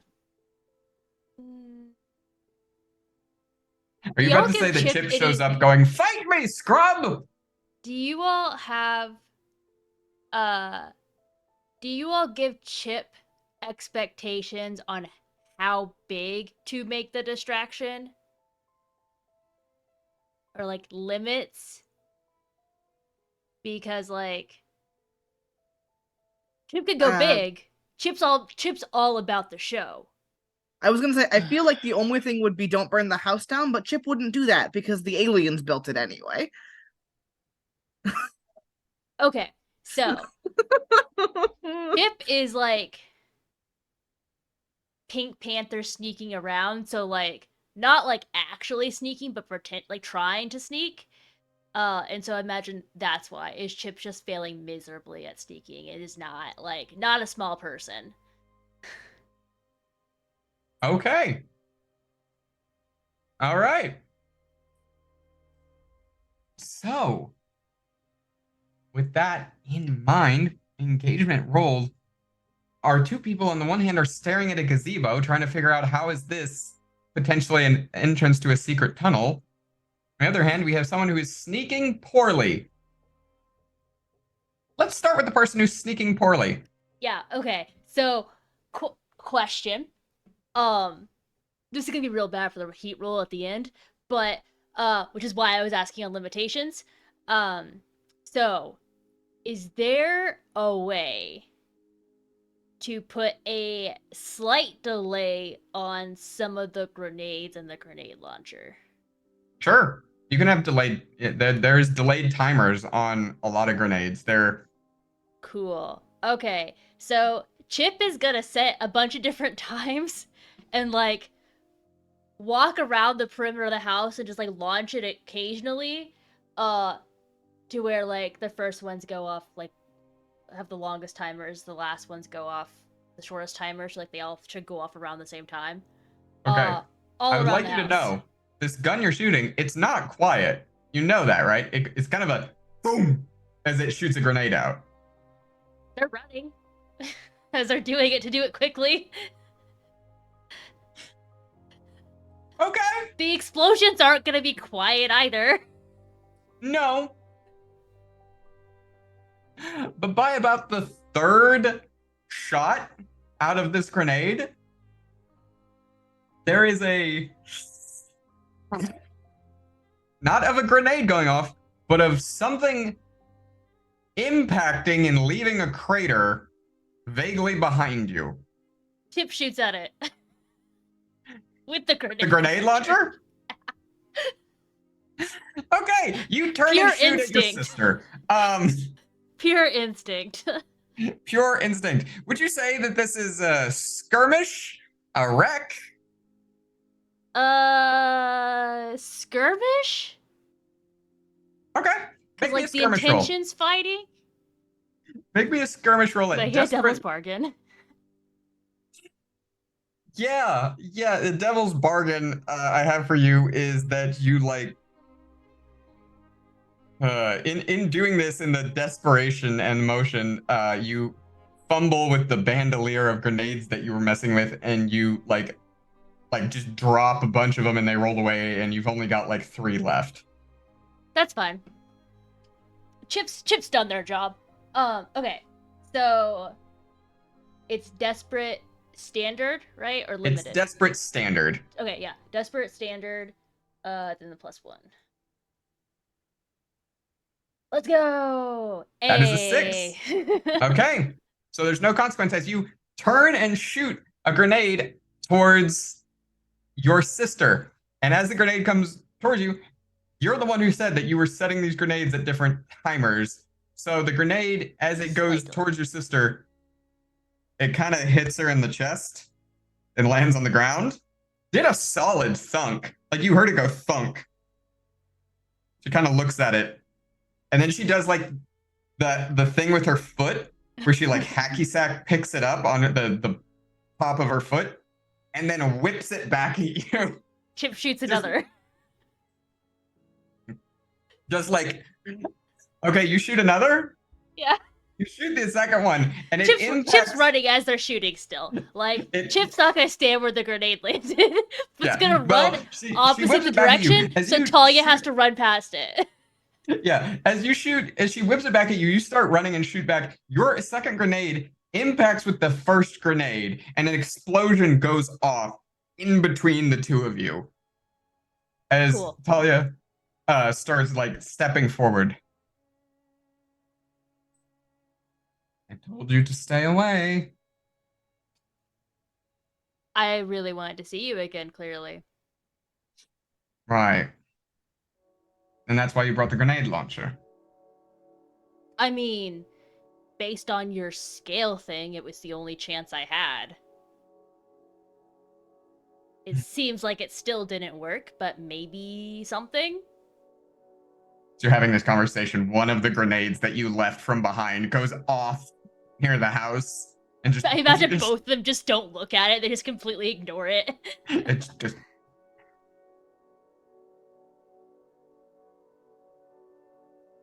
I didn't want to have to fight you like this, little sibling. That's why I asked you to leave. I did leave. And then you came back. with a grenade launcher. Yes.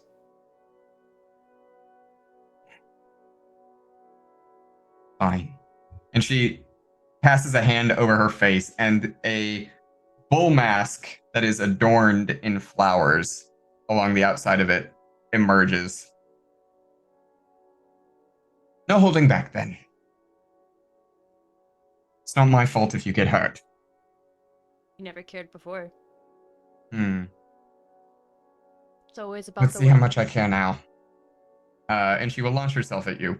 And you're going to make me another skirmish roll as we pop on over to our companions staring at a gazebo. It's a nice gazebo. It's painted like a nice white, like a white picket fence.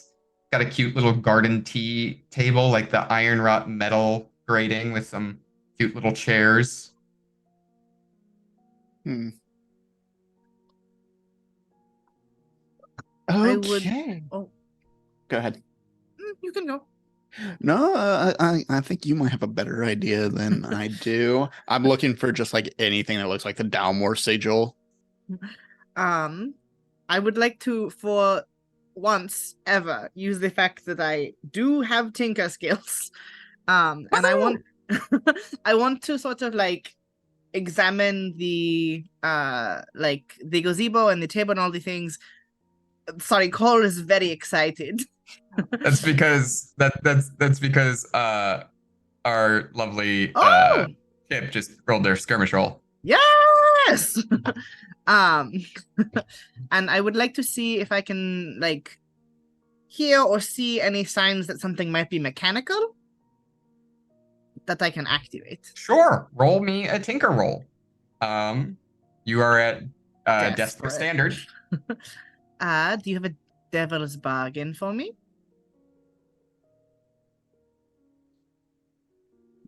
Yeah. Devil's bargain that I have for you is I'm going to start a clock that says something happens, and that's all the information you get. Oh, I love that. I like that. I'm taking that one. I like something happens. It's fun. All right, here goes. It's a 4. It's a 4. Okay. So you've gotten a 4 on the something happens, which means you do hear actually a mechanical. It's like listening to a grandfather clock. Actually, where there is some kind of like mechanism that seems to be constantly whirring underneath this. And you're able to like knock around and kind of find the hollow point, I would say, and push. And a little like slot slides open and you see that there's a spot for a key. You do have a consequence that you can choose to resist, and that consequence is another tick into something happens. Will this be an insight to resist? It would in fact be an insight resist, yes. Yeah, I'll do that.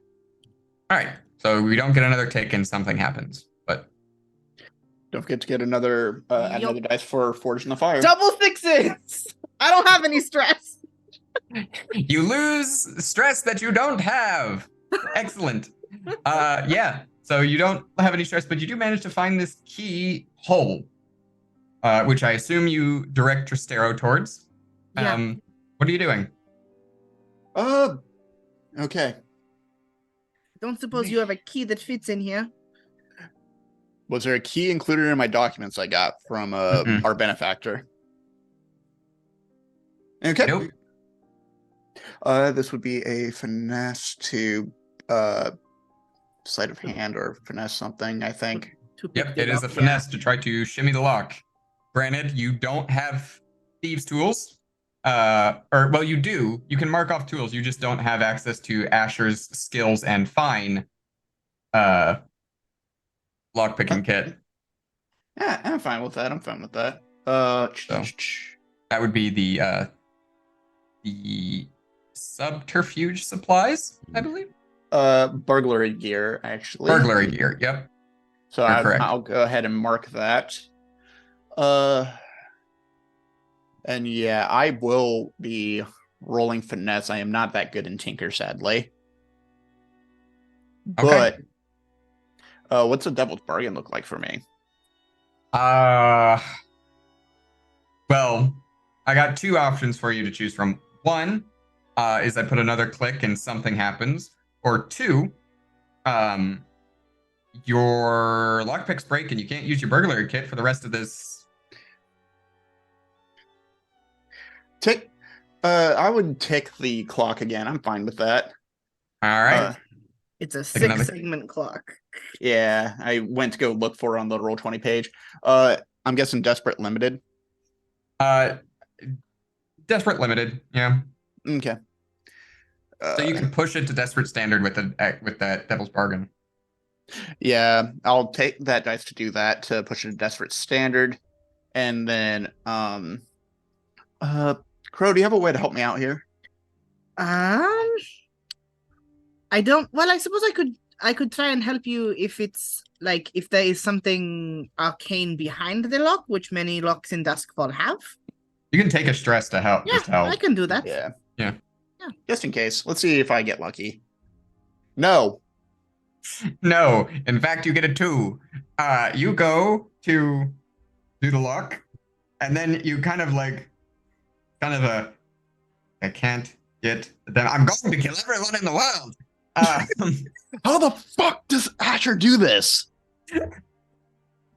How do they not go insane doing this? The consequence you have to resist is another tick and something happens. I will resist that one. All right, that's an insight resist. Excellent. Take that +1. Dice roller? Roll 20? There we go. All right, so you take 3 stress. Yeah. All right, so as you're sitting there fiddling with the lock, probably contemplating whether or not to go to wreck next, let's go back to where our lovely Chip has just rolled a crit in that skirmish roll, which pushes it from Desperate Standard to Desperate Great. So as Talia comes charging forward, Chip, you the grenade launcher, you've got 2 grenades left. Are you using them here? Tell me. Does Talia have like a weapon out or no? No. Then no, Chip's not using it. Okay. So you're Chip not using it. like drops it and like charges Talia. All right. And so Charge each other is what I imagine's happening here. With your critical success here for Desperate Great Effect, as Talia goes to goes in for you, you can actually see that around her fists and arms, you can see that they've kind of hardened. And you see that now at a closer look, it's not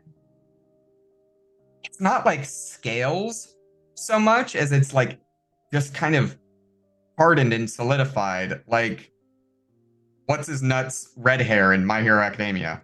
Oh yeah, I know who you're talking about. I don't know. Bakugo's best friend.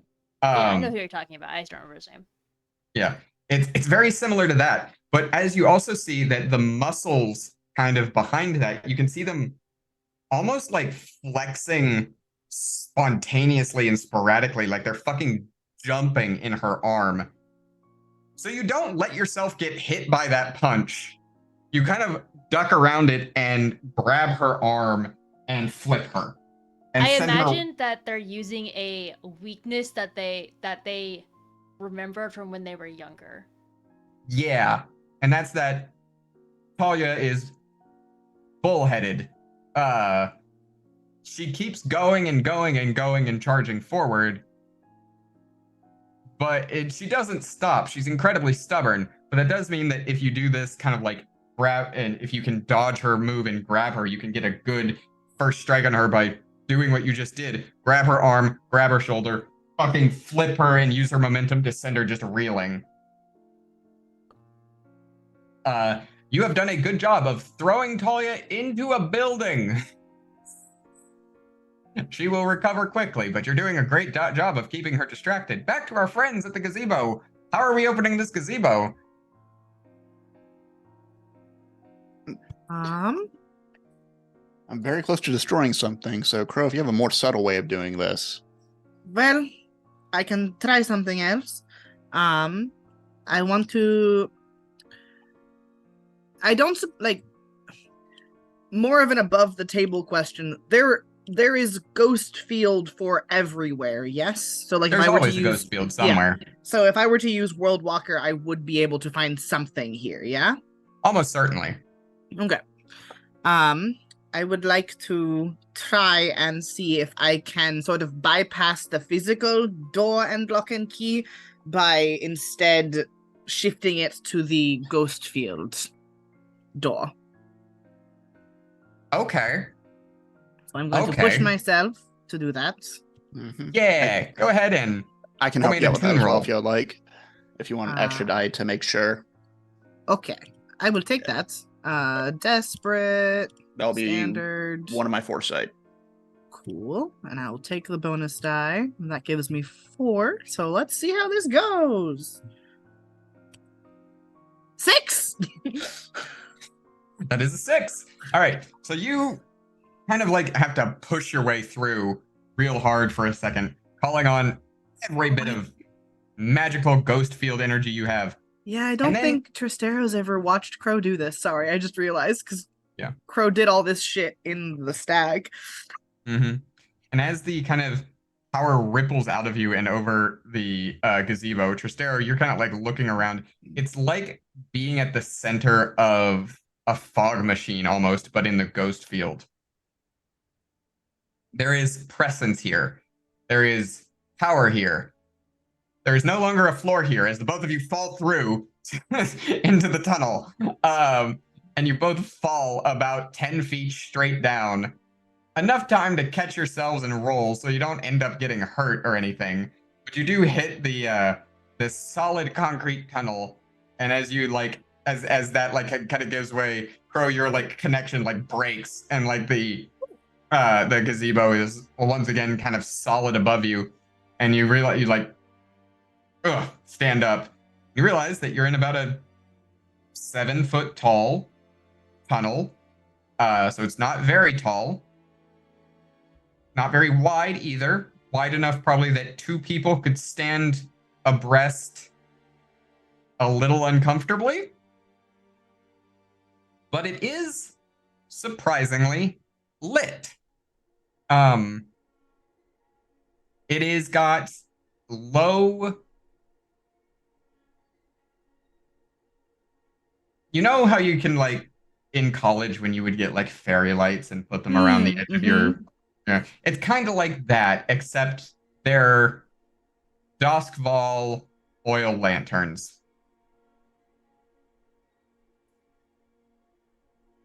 I don't like that.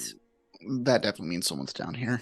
Yeah, in order for them to be lit, that means they must use this. Well, I guess we will do our best not to be caught. Yeah.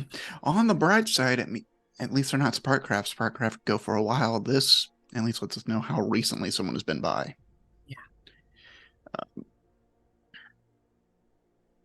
And you advance down the tunnel.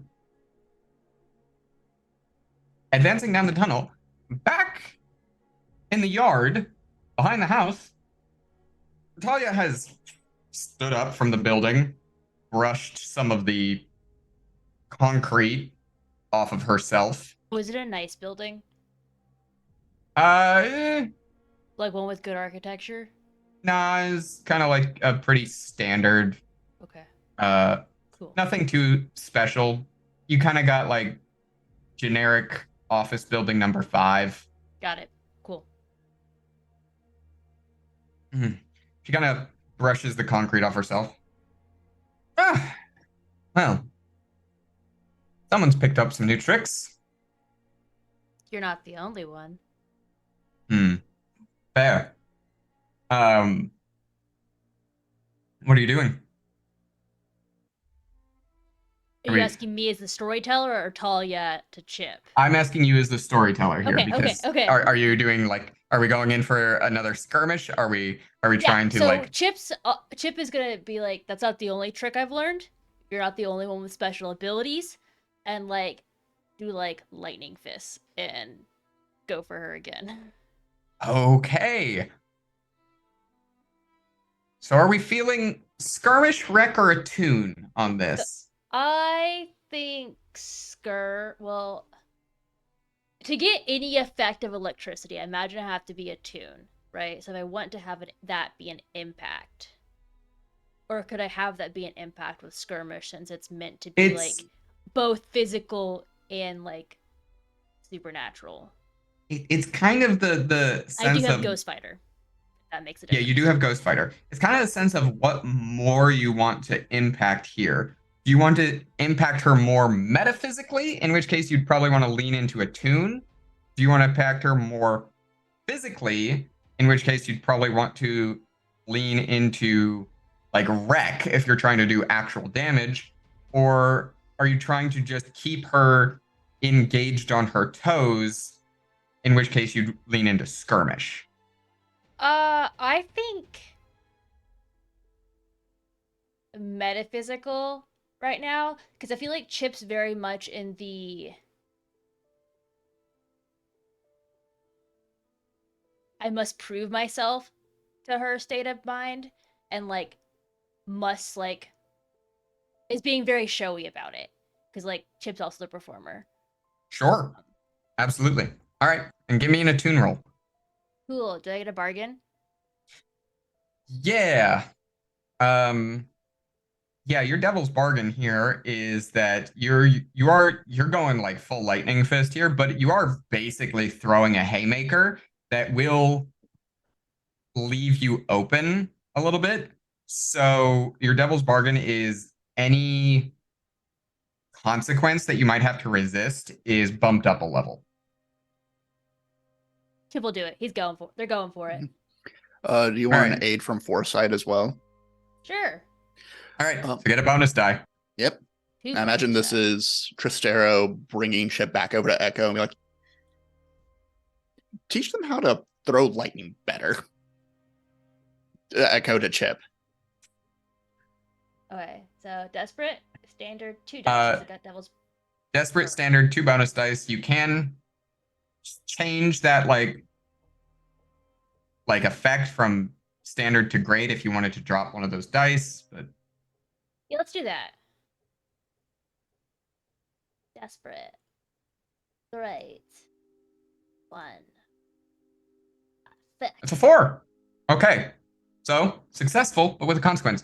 Your punch, as it comes in, you manage to bring it in and you see her going like she's going to dodge, but you use this basically as a feint to come in with the non-lightning fist and clock her sideways before getting the like lightning fist coming down into her shoulder with a solid hit, one that she wasn't fully prepared for. And you can actually see as the lightning like crackles through her, some of that like hardening and the things that she was doing to her body, they kind of all ripple for a second, like you just hit her in the like spiritual core. However, as it does ripple, and you can see that she took some serious punch there, like that fucking hurt. It does also leave basically your entire body open for her to retaliate with an elbow that comes directly into your solar plexus.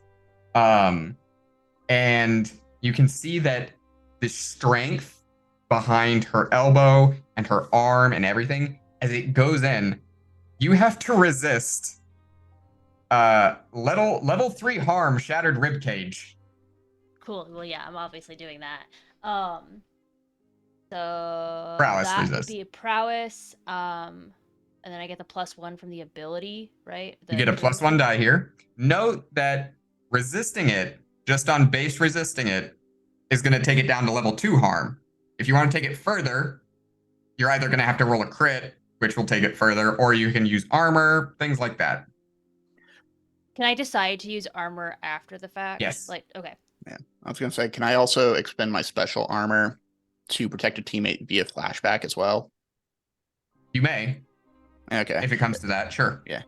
Let's see, Yeah, if Chip wants that, let me know. let's see what this is first. And we can go from there. Okay, so first off, remove a stress.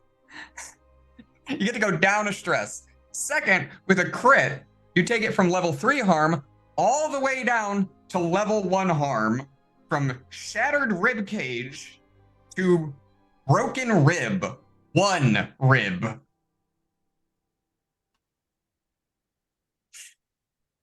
If you I have want other to good use rolls armor, today. you could just make it nothing. Yeah, let's do that, actually. All right, so burn your armor. Burn your armor, and now you take no harm as she And I comes lost in. a stress. You take no harm. You lost the stress as she comes in with her elbow into your solar plexus, and you can feel the force behind it. It does push you back. In fact, it sends you back like reeling, like multiple steps. Anyone who was watching this would have watched like the air implode a little bit, like a sonic boom, where her elbow hits your chest. But you've got a weird physiology. 2, you're wearing armor. And 3, you're very, very lucky. And the angle was just right to avoid the worst of the damage. The armor absorbed most of the impact, and you were able to move back and take it with you. As Talia kind of stands up, and you can see her like cracking her shoulder a little bit to get it back into place where you hit it, and you see her like dance around. Woo! I'm enjoying this. Me too. And like I imagine like Chip has like this like huge grin that's like almost like a scary grin, cause like thoroughly enjoying beating Talia. Or like at least like being this well with Talia. And we'll probably go overboard. Good. Great. We'll come back to that. You two. You're in the tunnels. You're deep beneath the earth. Making your way like Christopher Walken. I don't know why I started talking like this. Making your way down towards the Dalmor estate. And it is quiet. It is silent. Mm-hmm. Justero, you can't just hear your own heartbeat. You can hear Crow's heartbeat. That is how quiet it is in here.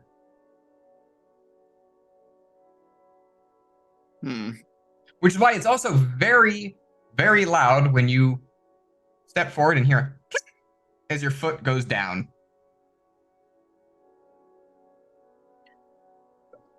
And then it's about a half an inch into the ground. No, it's where the rest of it is. Mm.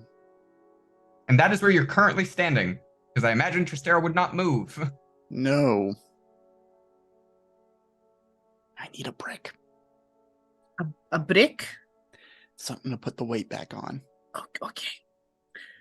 Are there any bricks or rocks or anything on the floor here? It is barren. Okay. Let me think for a second.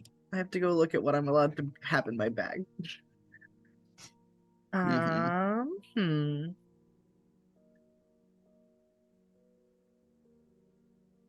Oh, I should have marked that earlier. The next step is I wreck what I just stepped on. Which will probably Push down even harder.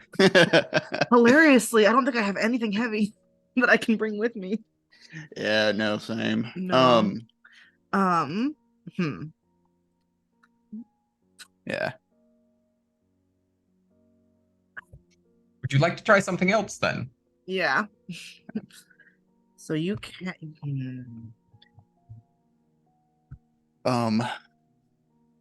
I don't know what this is connected to. Looking around, is there anything that like looks like it would be triggerable or activated in some way? Yeah, that's, why don't you make me a study roll for the surrounding areas? All right. Tristera, would you like to help with that? Yeah, I would like to help with that. I think trying to understand my surroundings would be good. Okay. Here we go. Here we go. It's a 4. It's a 4. Okay. All right. So you take some moments to study around. The consequence of your action to resist is another tick and something happens. I will resist that. All right, that's an insight resist. Yeah. You lose a stress. What the fuck? Opposite situation what I've been dealing with right now. Everyone's rolling well, not me. But with no, a 4 no also, stress for me today. you find it. There are some micro thin incisions at about Tristero neck height in the wall. Inspecting those micro thin incisions inside, you see micro thin blades. Okay. Crouch down because the blades are at this height. So Tristero crouches very low to the ground. Think we can go, but we should go quickly. Can I survey the rest of the area, especially because I got lower to the ground, to see if there's any traps along the way? Absolutely. Yeah, just try and D&D this a bit. Sure. Go ahead and roll me a survey. Still desperate? Yeah. Yeah. I'm just gonna roll at a flat 2. 3. Yeah, we're fine. No. Yeah, we're The fine. consequence of your action is 2 ticks and something happens. I will resist that, of course. Cool. Go ahead and roll me a resist check. Insight? Yes. Okay, there we go. Whew. All right, you take 1 stress. Ugh. All right. Feeling the That pressure. does, however, mean that you got a 3, so you didn't see jack shit.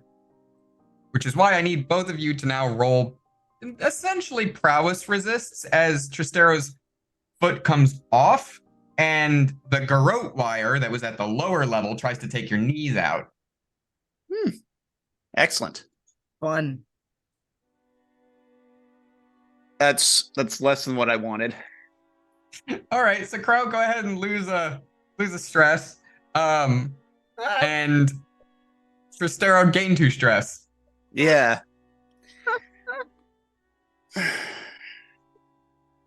Crow, I don't know what the fuck is going wrong with me today. Are you okay? No. Okay, well, You both managed to like jump the garrote wire and kind of roll and like brush yourselves off. Tristero, you're kind of like, we're not even in the house yet. Crow, okay. this cannot leave the tunnel. No, I'm going to be honest with you. I would have no one to gossip about it with. Yeah, that's fair. So, But I think I'm getting to a point right now. okay. It's beyond bigger than the Kindled right now. Yeah. I can't get into specifics, but there's a lot of factors at play, and we are in way more over our head than we ever anticipated. Yeah, well, regrettably, the only way out is forward because I opened a ghost door to get us into here. Yeah, we're fucked either way. You want me to go in front? No. Are you sure? You're stronger than me. I'd rather you be more okay than I am. Trust me that I'll be able to get myself out of it. Worst I case will help scenario. you. Yeah. I'm not leaving you here. Crow, you're good people. Sometimes I like to think so. Yeah. And I think a scene we haven't seen in a long time, Wax pulls out a flask of whiskey again and takes like a pretty large nip, deep breath, and strides forward. Back outside the house, the fight has continued to great effect. The house itself, obviously, Chip doesn't want to hurt the architecture, so nothing's happened to the house. The yard, however, is fucking ripped up, like between the fighting and the grenades. Talia at one point stomped her foot and like rippled the ground underneath. Chip, what are we doing? Oh fuck. You got options here. Can they tell what the ground thing did? Like, She stomped the ground so hard it rippled. okay, so it wasn't like something weird was going on there. It was just a hard stomp. Yeah, no. It was just a very hard stomp. You can keep Okay. fighting her. You could try to do another like ghost punch. You could try to monologue at her, and for your job here is the distraction, so do what you like. They're gonna try and they're gonna try and do a fighting move where they put the manacles on her to like contain her a little bit. Interesting. Okay. Maybe like one cuff at a time, so it's like more reasonable. Yeah, so you're gonna try for one cuff to start. I think so to start with, yeah. All right. That's definitely a skirmish roll. I am gonna say that you're desperate limited for that one because she's real wily, and that's gonna be Obviously real hard hard to and do real anyway. precise. Obviously hard to do anyway. Any devil's bargains?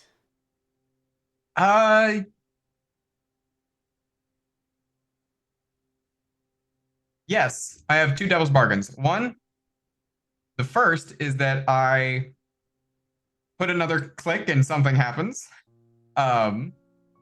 Or two, it's the same one as last time and you leave yourself open, so if you get hit or anything happens, the thing you'll have to resist is that much harder. I think I gotta take the clock, y'all. Otherwise, I need help when I'm by myself. Yeah. That's okay. Yeah. Whatever you need to do to win, fuck it. Okay. Personally, Yeah. I'm excited for something happens, so I'm gonna bump that up to standard then. So Okay. desperate standard. Desperate but no standard. +1. All right. Give me the roll. Let's go. Fuck! The 2. So, no, you don't manage to get the manacles on her. And the consequence you have to resist is she turns it around on you and puts one of them on your wrist.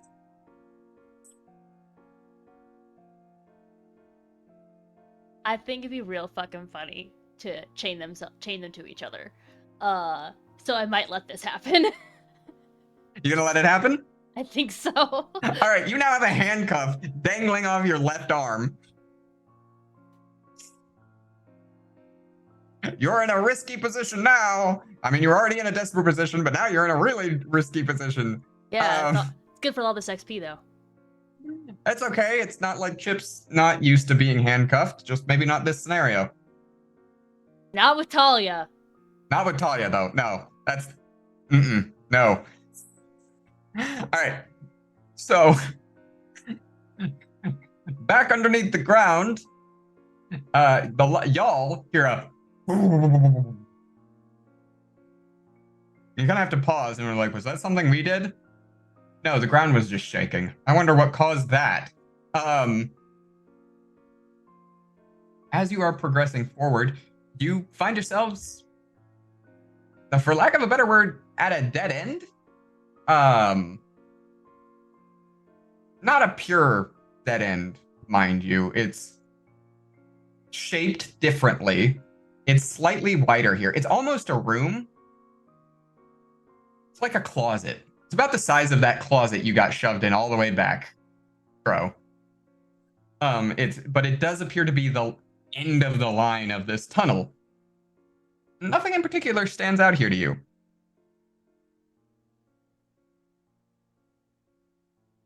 I want to go back through the renovation records, see what was ordered for that, that like the 500 coin unofficial renovation. Yeah, remember, on the records, nothing changed. And what's written for the cost, it just says repairs and maintenance. So is the wall in front of us like brick or like a standard wall? Like It's stone bricks. So Okay. they're not like brick is like red brick. Yeah. Red clay brick, as we would put it. It's like cobblestone but upwards. it's like cobblestone. Well, no, actually it's more like cyclopean. Like large stones that have been stacked. Gotcha. Hey, you know how we were thinking about a book that moves a thing? I Yeah, think it might be a rock. I'd agree with that. Um, I Let me double check and make sure I understand some close scrutiny. Since trouble before it happens. I would like to study this wall Sure. and see if I can find like a secret lever. Give me a study roll. I will Yeah. help you with that. Yeah. And my effect right now is desperate standard. Yes. I am looking through my equipment, see if there's anything I can use to improve it. Do you have any fine tools or the like for this kind of thing? No, not really. I was thinking about the small pry bar and the burglary gear, just like testing each bit of stone, see if anything's loose. Yeah, that's kind of the thing that's like allowing you to do this well in the first place. Gotcha. So Okay. Then guess I'll have to just roll that. So I got don't plus want a one devil's die. bargain? Yeah, what's the devil's bargain look like? Another tick. I'm gonna have to take it, All right. and I will trade one of those dice to bring it up to desperate standard. All right. And The oh, four. thank you. right. Finally. So you click, find a large brick that does move inward. You can feel it in. And you feel a rumbling happen as a stone door closes shut behind you in the hallway that you just traversed. And everything that you're in starts to shift upward. Very slowly, like a click, click, click, click, click, click. You do have to resist a consequence here with a 4, and of course your consequence is another tick unless something happens. If I pass out, I pass out. I need to see if I get lucky. But quick question before I do this roll. Do I have one unmarked stress box? You know that, right? I do. I recommend, for your sake, don't resist this. All right, if you're telling me that. You know, last time I did this though, I did get a crit. You want to risk it, and we're not even in the house yet? No, I'll save it. But just thinking about the map of Brightstone, are we right underneath the Downmore house as this elevator is Yes. moving up? Okay. You're directly underneath the Dalmore house, as far as you can tell. Yep. I'm going to immediately say, Crow, get ready, because they will probably know we're heading up. All right. As the stone elevator click, click, click, click, click, comes to a stop, and the stone door slides open. Back outside the house, the fight goes on. And Chip, how are you confronting your sister this time? We're gonna try with the other manacle, or the other side. So you're going to try to chain her to you with the Yes. manacles. Yes. Okay, that's a skirmish roll if I've ever heard of one. Devil's bargain. Devil's bargain in this case. That last tick in something happens is so beckoning, isn't it? No, they're gonna push themselves instead. So desperate standard. Yeah, +1. Wait, no, not +1 because I upped it to standard because it'd still be limited, right? Yep. Okay. Fucking shit! What are these rolls now? I used all the good ones. Chip So managed to handcuff themselves. You do have a consequence here to resist if you want, and that consequence is your hands are now cuffed behind your back.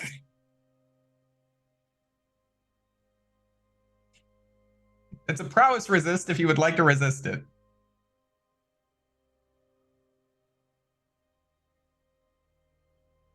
Otherwise, you'll be fighting without your hands. Little does everyone know, Chip is trained in Muay Thai kickboxing. as well as Taekwondo. as well as Taekwondo. You can see Mariah is thinking so hard about this. I'm trying to decide because like Chip's quirk is unstable, and so like if thinking they're so strong that they could get by with this would qualify or not, I don't really think so. Like I'm leaning towards think not. so. Yeah, That's more like resist. risk taking, not unstable. Yeah. Okay. Unstable is like what you were doing earlier with the grenade launcher. Okay. I'll resist. All right, that's a prowess resist then. All right, so you take 1 stress, and you're not handcuffed together. Well, one of your arms is still handcuffed. As Talia goes, and kind of as you try to like go for a good like, basically trying to counter her solar plexus by getting a palm into hers, she whips it around and tries to handcuff your, pull you into like a chicken wing handcuff, but you manage to break out of it before she can latch them together. I have an idea for the next move. I know you may want to go to the other scene, but I have an idea and I want to do it before I forget it. Narratively, okay, so narratively, Chip's gonna like swing the arm back around and just try and hit Talia with the manacle. Like, okay, from the swing. Sure. Roll me another skirmish check while we're here. Let's do it. Any devil's bargains or nah?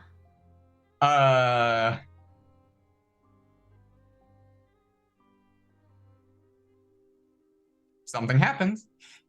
No. So this one's Stainer though, because they're not trying to handcuff, right? They're just hitting, right? Stainer not limited. Yeah, this is risky standard. Cool. Or no, desperate standard. Sorry. Make sure you're marking the experience for all these desperate rolls, by the way, y'all. Yeah. I kept. So you couldn't do the handcuffs, but you absolutely can use the handcuff as an improvised weapon where you whip it around and it slams and part of that mask cracks and the eye and one of the horns through here slides off and hits the ground. And you see her that there's just like the tiniest bit of blood trickling down from her temple as she like backs off and like wipes it away. I can't remember the last time I bled. I'm glad I could be the one then. Just like old times. And as you see, she like wipes some of the blood off. She kind of rubs her fingers over it. And then it solidifies into a spike in her hands that she chucks at you just over your shoulder. Doesn't actually hit you, but goes over your shoulder. Cool. Fascinating. If you haven't figured it out yet, the power that Talia got from her kindling is full body manipulation over herself. Pretty nice. Anyway, back to our crew who has just stepped off the elevator. The door has opened. And as it opens into... Well, you step out of a fireplace is, I guess, the best way to put it. A fireplace that is kind of slid up.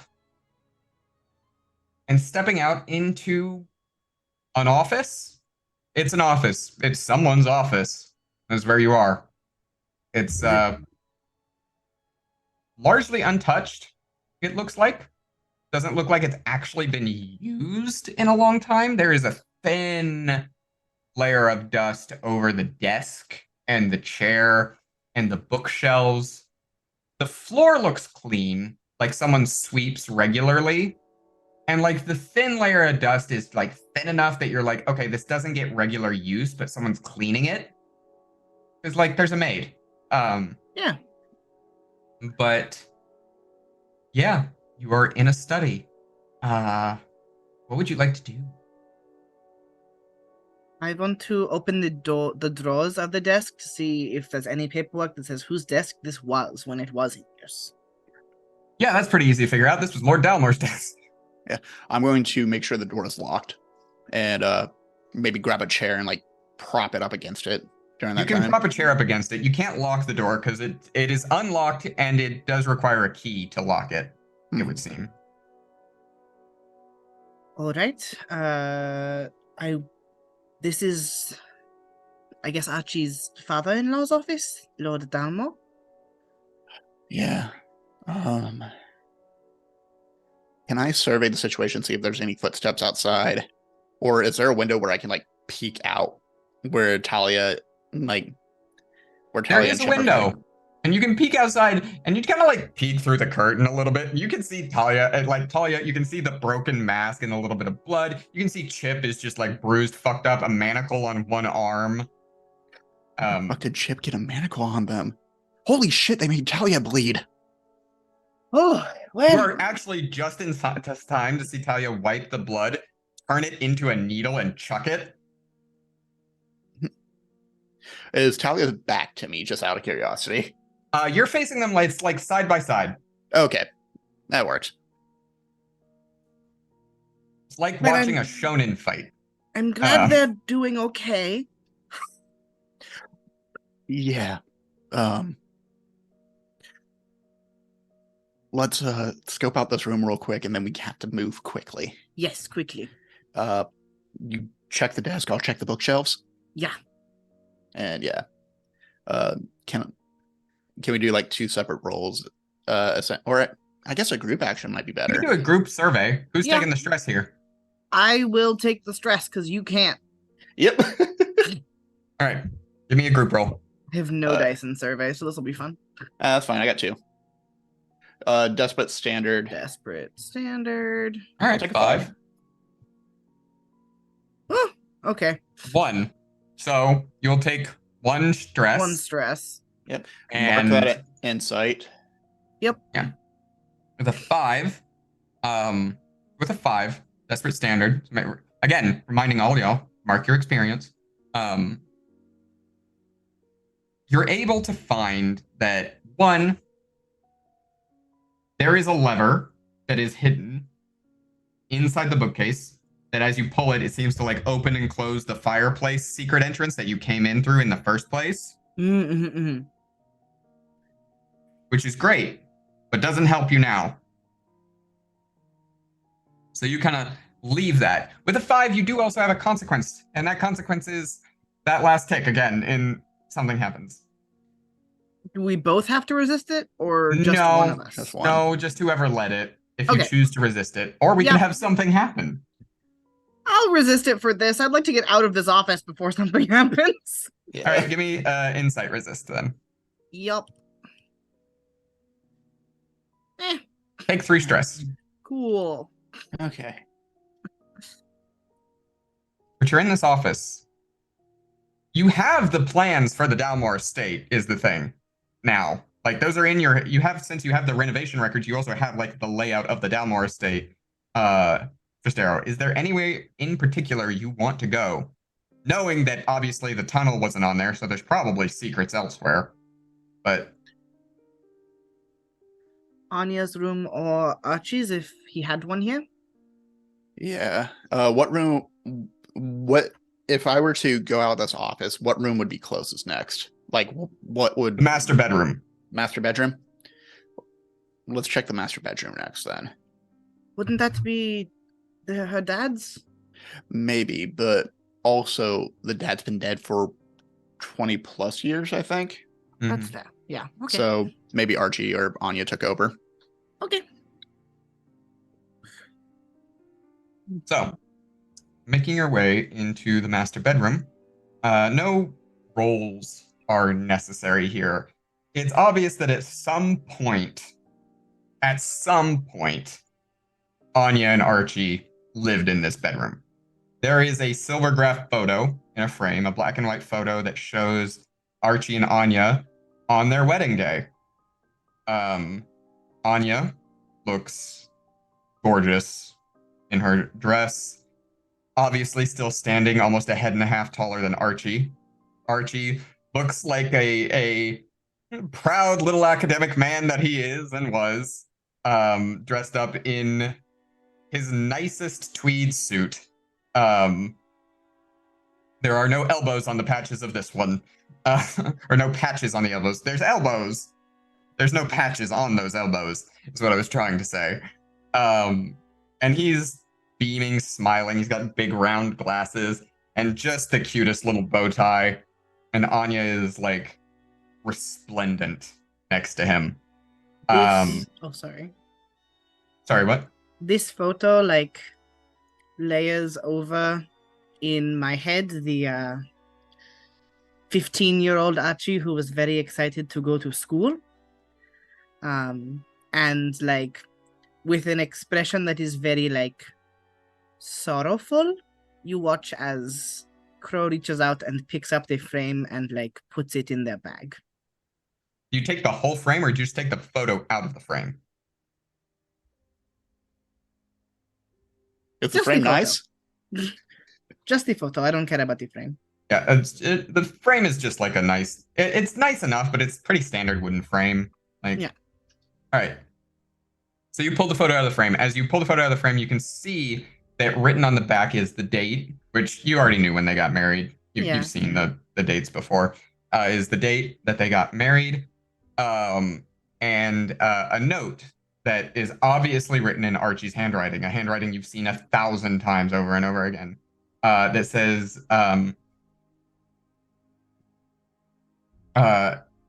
was able to pull Anya away from the piano long enough to get this photo. She insisted on playing the music for the reception. You catch just a glimpse, Tristero, of like Crow's eyes get watery, and then they blink it away and tuck the photo into their bag without saying anything. Yeah, Tristero like goes to walk past, and like you have like the hovering hand over the shoulder before Tristero thinks better of it and also turns around and starts going through, checks under the bed for any kind of chest or anything along those lines, and just the only things that are, I mean, you're able to check everything in here. Nothing really that abnormal. The books are, I mean, Crow recognizes them. They're pretty Archie standards at this point. It seems like he kept a copy of most of his, not his writings, but the text that he studied most preeminently almost everywhere so that he didn't have to carry books with him. Yeah, but there's nothing really worth doing here. Back out in the field, you can hear the fighting continuing to go on as the clash continues. What's our next move here, Chip? Okay, so what's Talia's favorite weapon? Because I imagine that maybe she has like the same favorite weapon as a kid, so I think it could be a cool story moment for them to use the same weapon like they're fighting when they're kids. Yeah, I mean, Talia's favorite weapon was always her two fists. Was the thing. Okay. If it wasn't her fists, then it was a stick, like a quarterstaff stick, not like a sword. What's she weakest at? From when they were kids. You don't need to From when you were kids. You don't need to get her current weakness, but from when they were kids. Yeah, from when you were kids, you probably constantly challenged her to fight you. Probably, I would say.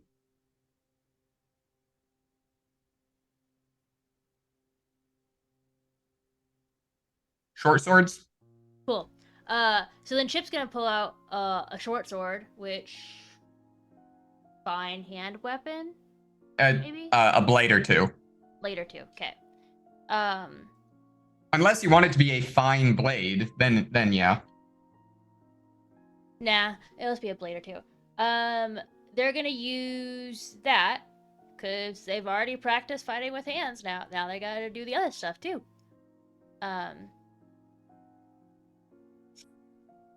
And also, she threw a knife, a blade knife. She threw a needle, was what she threw. But switching to the weapons already. I was enjoying hand to hand. I mean, who knows how much longer we have, Talia? We got to get it all out now.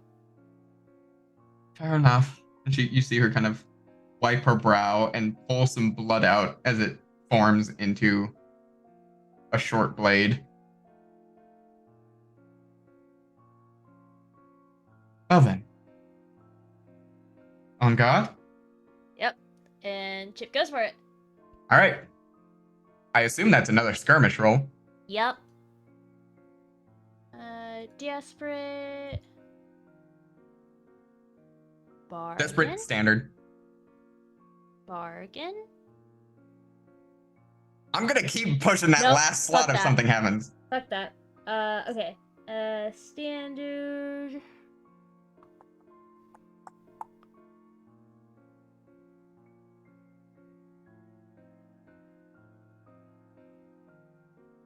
Do I want to push self?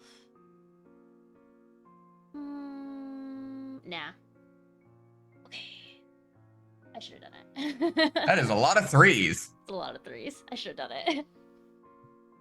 Yeah, so unfortunately, you start like you come at her with the blade. She immediately parries it, cracks it around.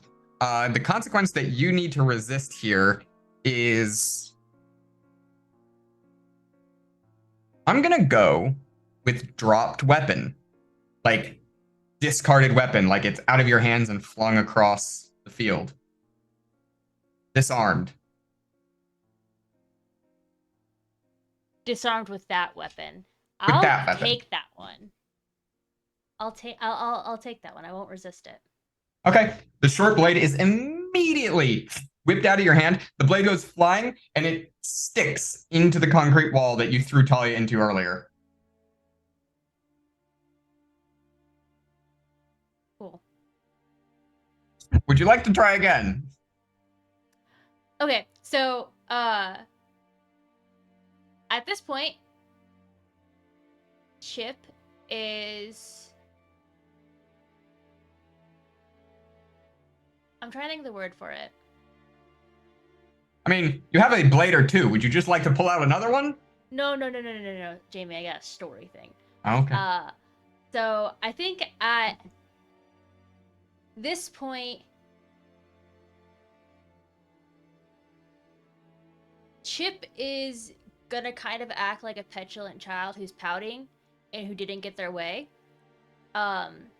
Because like this has brought back memories of Talia constantly beating them. And they are... Where's it at? Does the character sheet only have a second pistol, not a first pistol? It should be next to a second pistol. I only have a first pistol on my sheet. I only see a second pistol on your sheet. I only have a second one. That's so funny. That's very funny. There should be a pistol and then a second pistol. Okay.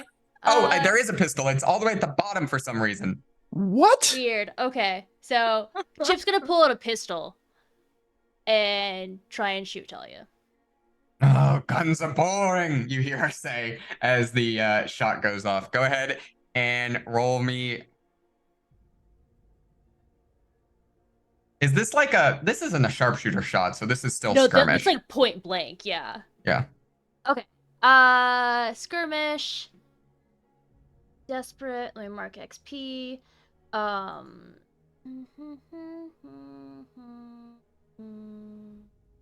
Standard. Am gonna push self though. Okay. More stress. Take 2 stress. What the fuck are these rolls? Great story moment. Oh, Six, perfect. 6. That's the number of the beast. And that is the number of the beast in this point because the fucking bullet goes off and the hits her square across the face. The top half of the entire mask shatters, and the only thing that's left is the bull muzzle across her face. You can see that at the last moment she hardened her skull so that the bullet did not, like, she didn't get shot in the head, but it ricochets off. You know, the bullet will end up in concrete somewhere, but she's like, just the bull muzzle is left on her face as the bullet kind of goes off.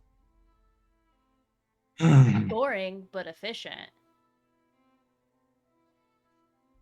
Maybe. Still boring. And back inside the house. Y'all have finished going through the bedroom. What would you like to go next? Crow, did you hear a gunshot? Yes.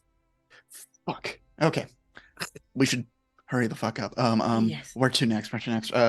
Pull out the map. What's the next room look like? Is it another bedroom? There are two things that I would look for on the map as opposed to going into every room Yeah. in succession. Does Archie have a specific, like, is there another study on this floor that might have been Archie's if he didn't want to use his father-in-law's?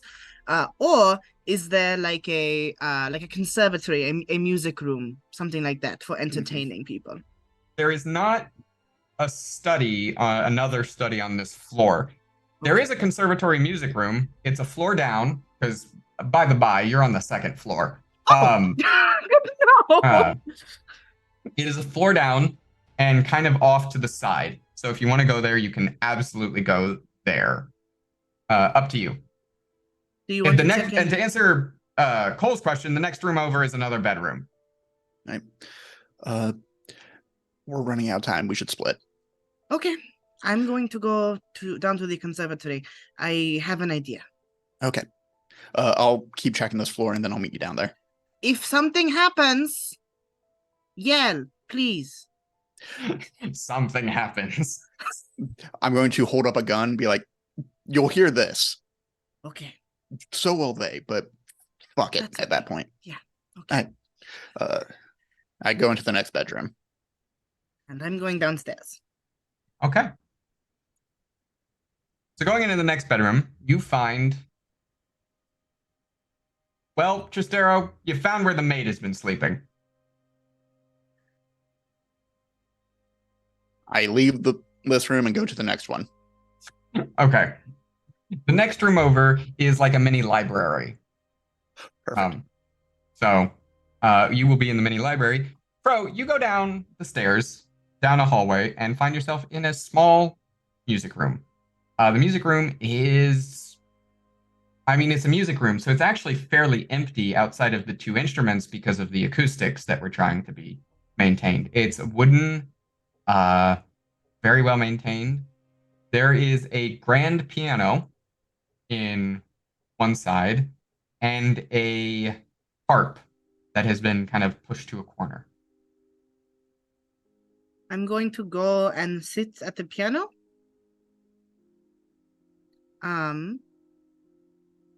I've been to Archie's house, like, for social purposes.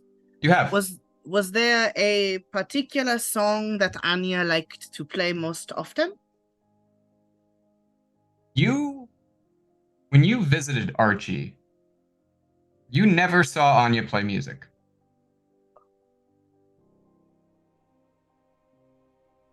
Oh. That said... Sorry, the like, because of that piece of information, Crow's reading of that thing on the back of the photo hits immediately and harder. That said, you do know that there is a favorite record that Archie liked to put on. There's a record of... I mean, it's cliche to say it, but it's basically this world's version of Clair de Lune. It's a timeless piece.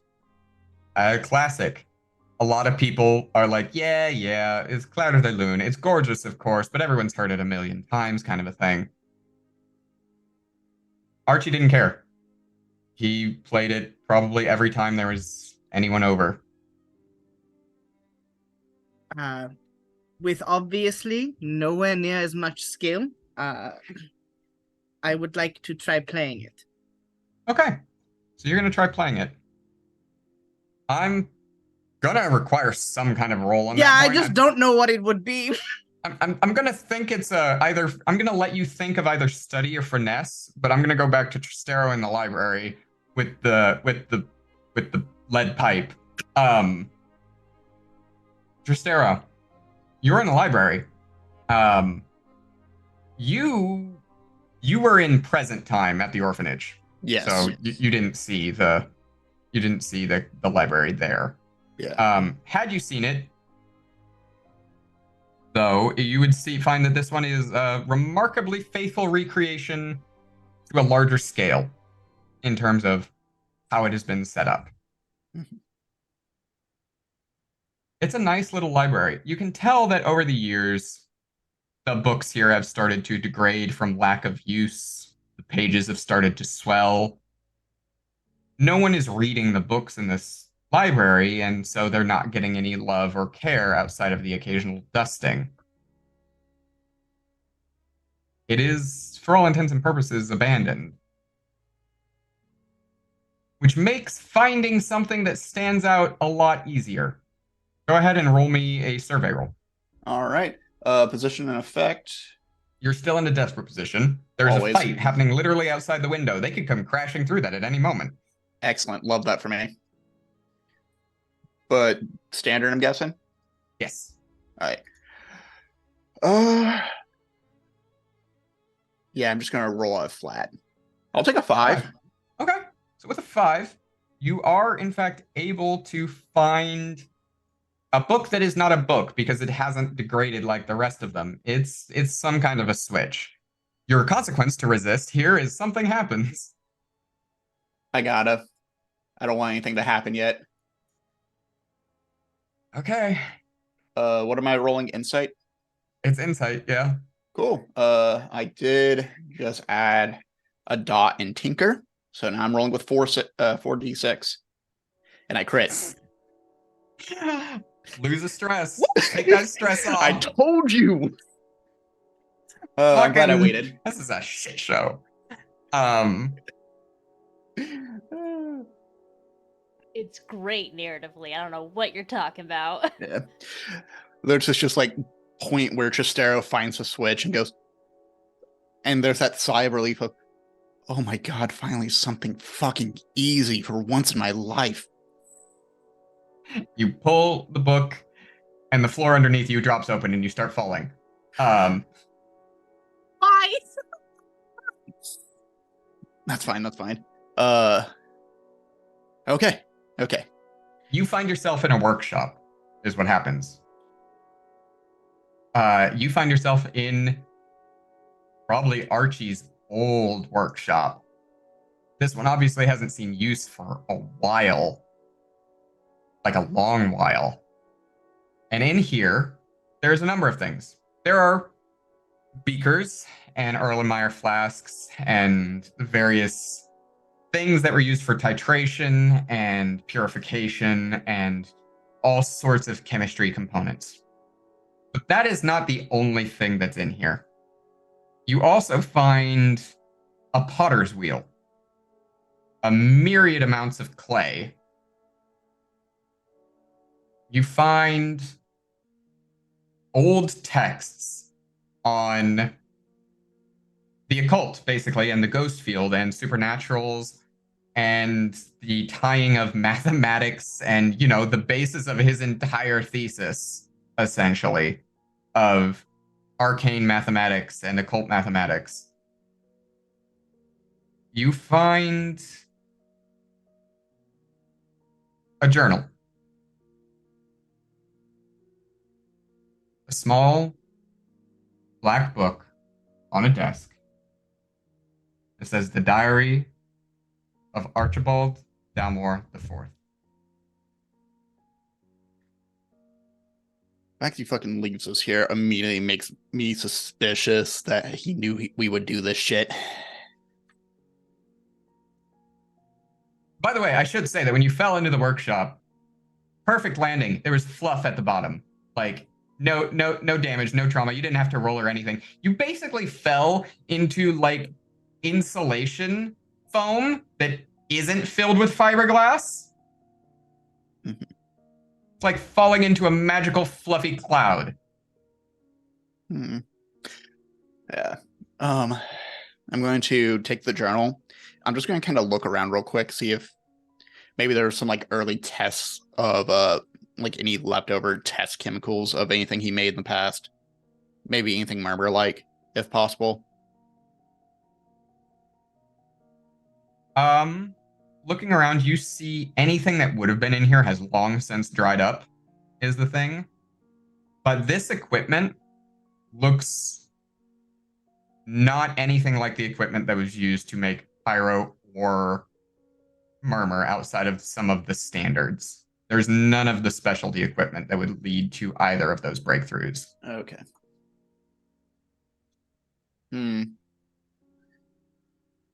All right, I'm going to open up the diary and real quick, is there a door out of here? There's a lever. Okay, so I'll deal with the lever later. Let's start reading. Just You quick open up the notes. diary. However, we're going to find out whether or not you have time to actually read anything in that diary. As Crow, you start to play the piano. Yeah, I'm going to take study. It doesn't matter because I have one in both. I assume your devil's bargain for me is going to be Something happens. something happens. Something happens. I think I am ready for something to happen. Something's gonna happen then. I'm excited. All right, so this will be me rolling with 2 instead of 1. It is desperate standard. It's a 4. It is a 4. Okay. So it's not a perfect rendition, but you do play the piece out. It's recognizable, again, if not flawless. And maybe it's in the flawed nature of it that makes it feel so much closer to something that maybe even Archie would play. Because you can imagine that Anya, in her heyday, based on the picture, was a virtuoso at the piano, the way she seems to have clung to it. And you can imagine that Archie probably took a crack at it in lessons with her. And his rendition probably sounded something more akin to yours.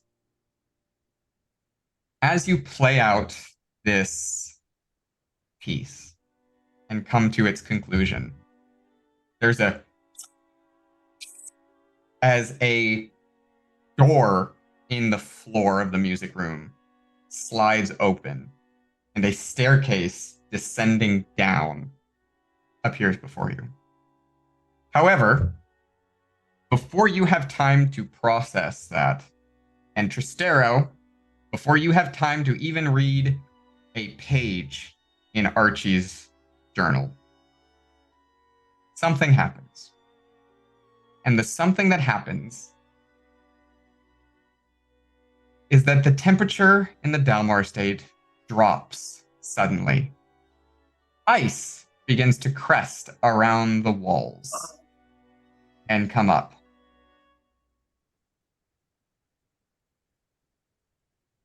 And a chill is here. starts to take over.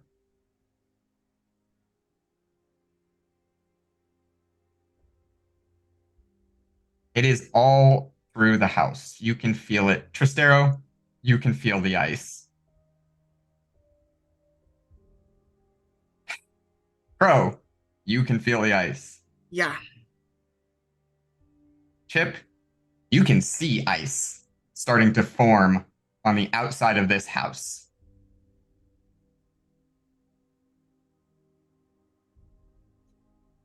Which takes us back to Chip on the outside.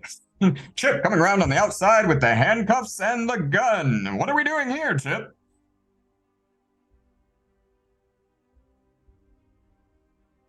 Violence. Well, yeah, just a matter of violence where. This.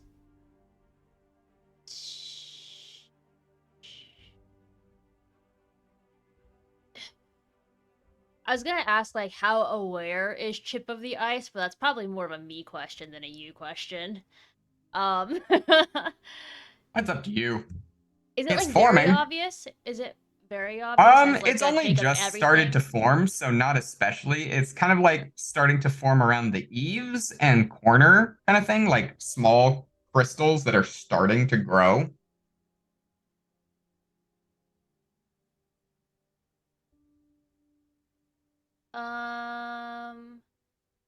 Speaking of which, I need to start a clock of House Frozen Over. Cool. So Chip will. Which, by the way, is your consequence for your 4 if you want to resist having a tick in that. It's an insight resist, or would it be something else? I would actually call this more of a resolve. Oh, I'll do that. Well, Takes maybe 3 I stress. shouldn't have. All right, I have 1 stress left before I am out. Oh, how the turntables have turned. Yeah. How's Talia looking? You have broken Fine. 2/3 of her mask. She is bleeding a little bit. That is more hurt than Talia has been in 10 years. That said, she still looks very excited to continue fighting. Chip's probably really into it. Chip's gonna pop the Rage Essence vial. And shoot her again.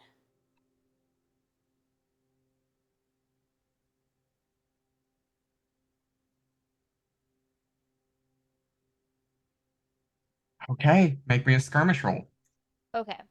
And so then how do we want to do the impacts of the Rage Essence? So Yeah, I gotta strength look doesn't the really Rage matter Essence down. here, so I can put it in the chat again because I have it up.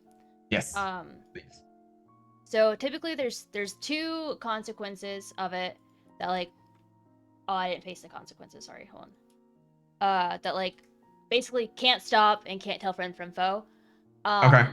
But it will be generally the effects are enhances strength, resistance to pain, and irrational aggression, which can result in modifications of position and effect. So are we gonna just can we do just like greater effect on everything? Yeah, well, you take the Rage Essence and you've got the can't stop until they're all broken. Your effect now, you've gone from Desperate Standard to Risky Great. You've shifted a position on both, basically. Make sense? Okay, but I can choose to like if I want XP, bump things down to desperate. And Yeah, you desperate. can bump it from Risky back down to down to Desperate, at which point you'll bump from Great to Extreme. Yeah, let's fucking go. Yeah,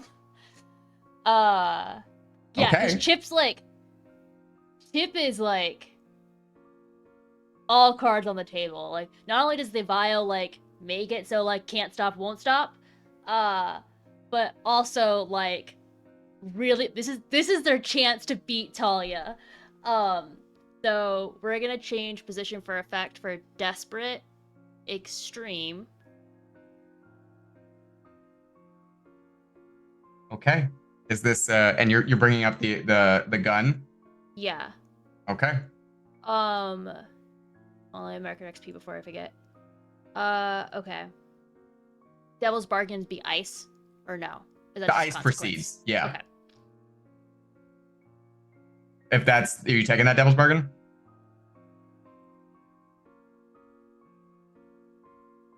Do y'all care if I do, since it just started? Okay, yeah, I'm gonna take it. Go for it. All right. We're in a fucking gun it mode right now, in my opinion. Yeah, like Chip definitely would, but like want to make sure it's okay with the party since it impacts everyone. Yeah, let's go. 6. Yeah. Your gun goes off and it slams into her jaw. The last bit of her mask cracks, falls off. You can see the bullet graze and just open up along her jawline.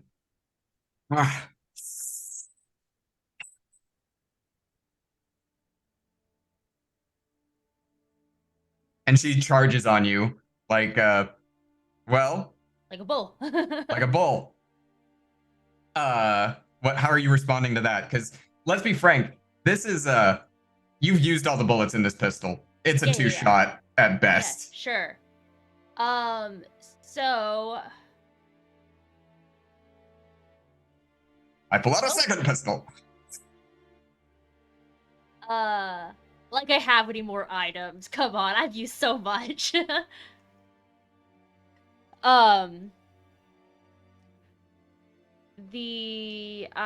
They'll. You don't actually. You've used your I load know, plus the I 2 know. bonus from the. I know. That's why I was like, I can't use that. Um, they'll like stand their ground. Like they'll like brace for it. Okay. Because I imagine they're pretty close. It's not like Talia can get like a lot of momentum. Yeah. So you fucking brace for it. So I think that's still skirmish. I think that's just bracing there is still skirmish. So Okay. And then standard great. standard great.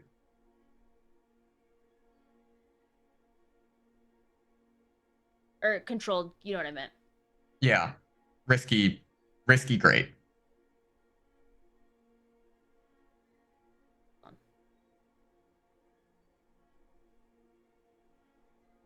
Right.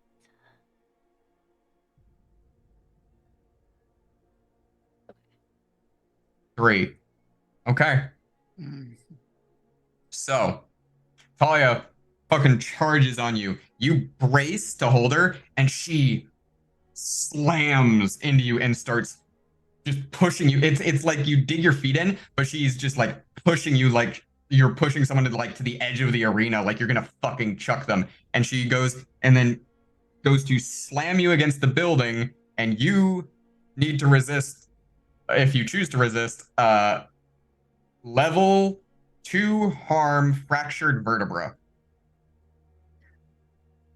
Were you gonna say something, Cole? It looked like you were gonna say something. I want to know how possible this is. Considering the house is freezing, I have special armor to protect a teammate. Could there be a convenient cut where I have like kicked open the door as soon as Talia charged, holding a blunderbuss in my hand and fired at her? To throw her off her game. Yeah, I think. as a protection. Oh, as a protection. Yeah. Yeah. She wouldn't take harm. It's to throw her off so that you wouldn't take harm because he'd burn his special armor. Yeah. I'll leave that to you. If Jamie, if you're down for that, I think that'd be a fucking cool moment.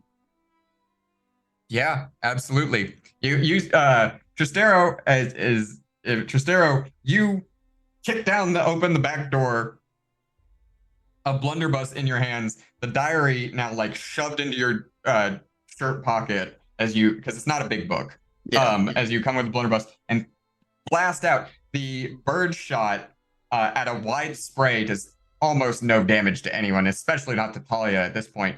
But it does absolutely like pepper her and like throw her off so that the angle is wrong, and Chip, you get thrown to the side as you like roll with it, and Talia like slams herself into the concrete wall. Again, doesn't take any damage, but like pulls herself out and kind of brushes herself off, looks over at Tristero and then at Chip. Ma'am? So, she broke the wall, like the mansion with the good architecture? No, different wall again. Okay. Chip's gonna lose it if she breaks Crow. the house. To rage even harder.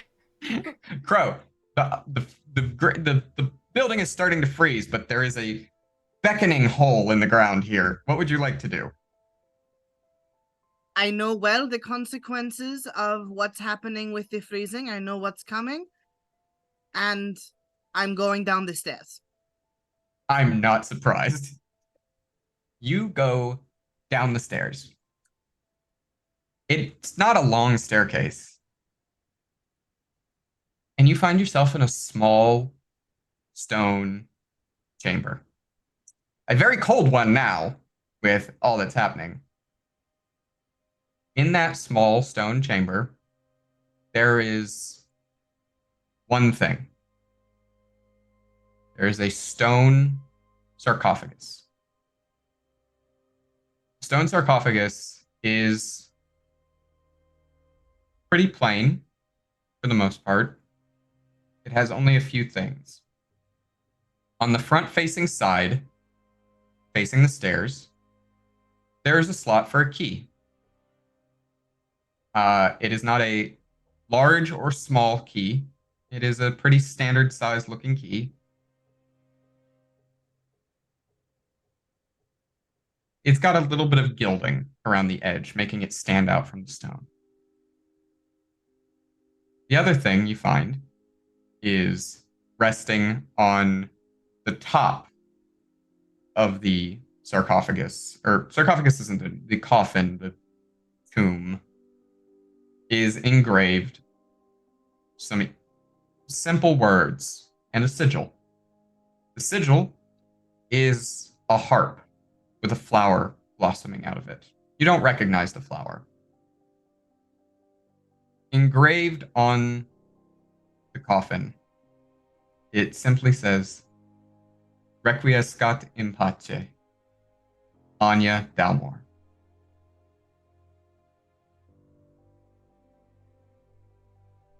Like, all at once, Crow starts to cry.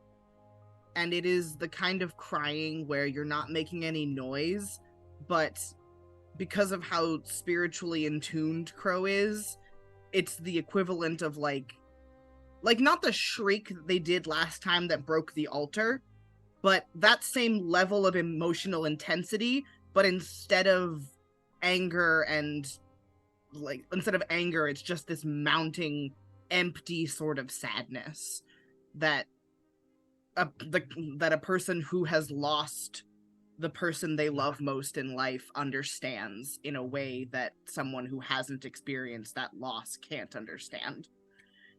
And Crow just goes to the coffin and places a hand on it.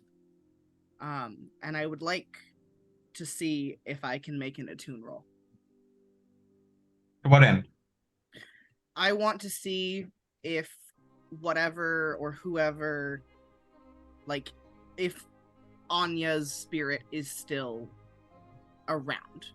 Because one of the things that Crow has never done is tried to contact their mom, because Z is in the horrible middle of not wanting their mom to be stuck here in the ghost field waiting for something, but also not wanting to know that there is nothing to reach out to. Sure. Go ahead and roll an attune roll. Desperate standard? Desperate standard. Your devil's bargain is we advance the ice clock. That ice clock's only got... Wait, you two are outside, right? Yeah, we're outside. You're There's both outside? 3 slots left, yeah. Yeah, I take it. made a point to be outside. Take it. Go. Yep. Yeah. Okay. And I'm gonna trade that actually for effect. All right. So desperate, great. Desperate, great.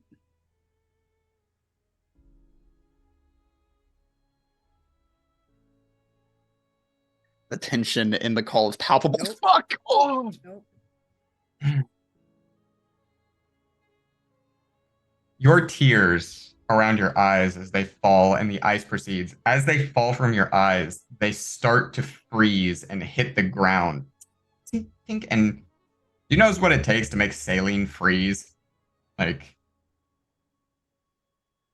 and as they fall, you reach out to Anya. You try desperately. And you know one thing. Anya is not here. And the consequence you have to resist is another tick in the ice clock. No. I'm just gonna let it happen. Okay. Back in the field, or rather, not the field, the yard, where this entire fight has been going on.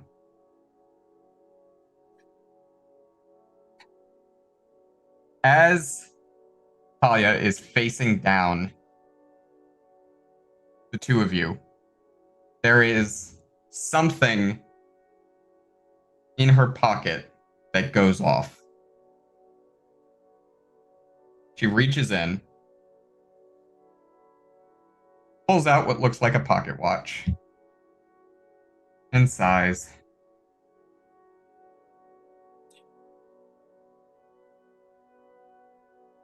Tuck. Okay.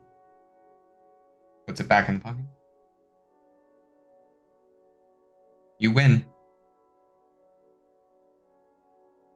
Job failed. Mm-hmm. So Chip is still raging out.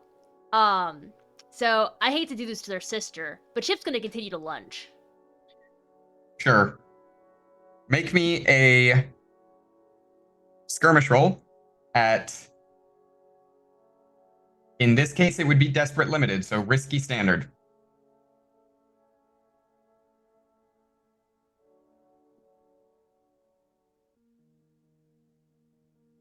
A 5. Damn. So Chip, you managed to get solid another hit in there, charging for it as the rage has overtaken you and the don't stop until they are broken mentality overcomes. And as that fist slams into her shoulder, no, into her chest, you can see her convulse a little bit. And a little bit of blood trickles out the side of her mouth. Overdid it a little bit. It's the problem with pushing your body beyond its limits. And then the consequence, if you choose to resist it, is she fucking flips and pins you, taking the punch. Yeah, she can do that. I'm okay with that. All right. Just Arrow brings a blunderbuss up and aims it on like center mass of Talia. She flips and pins Chip and looks. Below your roll, pretty boy. Isn't about you anymore. Yeah, holy shit, I can't believe Chip did all that. The fuck? Yeah, well, they were always a good kid. Kit. Better than most. Yeah. Sounds like you and Chip go a while back. Younger siblings, you know how it is. Anyway. Damn, I never want to get in between you two in a fucking dinner argument. Holy fuck. When they calm down, and I feel a bit better, tell them we'll do lunch, like we said. And then you see them, and then they kind of bend down. In any case, job's finished. Before Talia jumps and leaves, can she please just handcuff Chip's arms together as like Yes. one final like fuck Yeah, you? Okay, thank you. As she's flipped you, she handcuffs your arms together. Anyway. I think that'll help. Thanks for not killing Chip. Job's done. Yeah. You won't see me again on this side of this fight. And then she jumps and is gone. Wait, before you go. Tell Marassi her brother gives her his regards. Tell her yourself. And she's gone. Can I survey the field and see if I can spot Marassi? She's standing on the roof. Fox mask with a snowflake across the eye, looking down. Never told me you had a brother.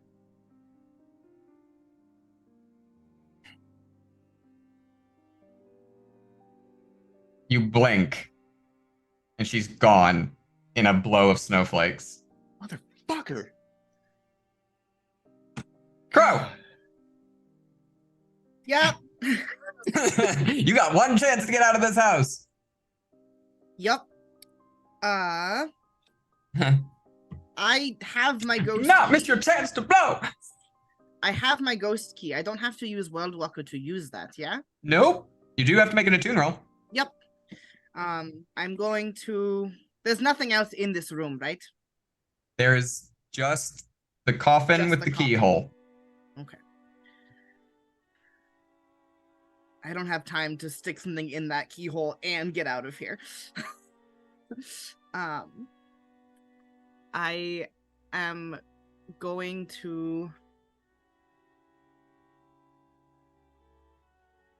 I'm going to take out of my bag, because I know that if it were me, and I had somewhere I could visit, does not matter how much at war I would be, I would do it when I could. And I am going to take a piece of paper from my notebook and write, "There is not always one answer. Meet me in 6 Towers." And then I'm going to use my ghost key, and I'm going to get out of here. Okay, roll me an attune roll. I don't think there's a more desperate position to be using this in than this. So. Hey, exciting news! So it'll be after I roll it. So I'll roll first, but I get to get my mastery in attune. So let me roll first, and then get my mastery in attune in a single session. All right. It's a 4. 4. All right. So the consequence that you have to resist, should you choose to do so, because you will get out. You will get out. You will exit. You will show up in the yard where Chip is just starting to calm down, where Tristero looks very tired. But what you have to resist is a prowess resist. And everything here is freezing over, and you are starting to freeze over.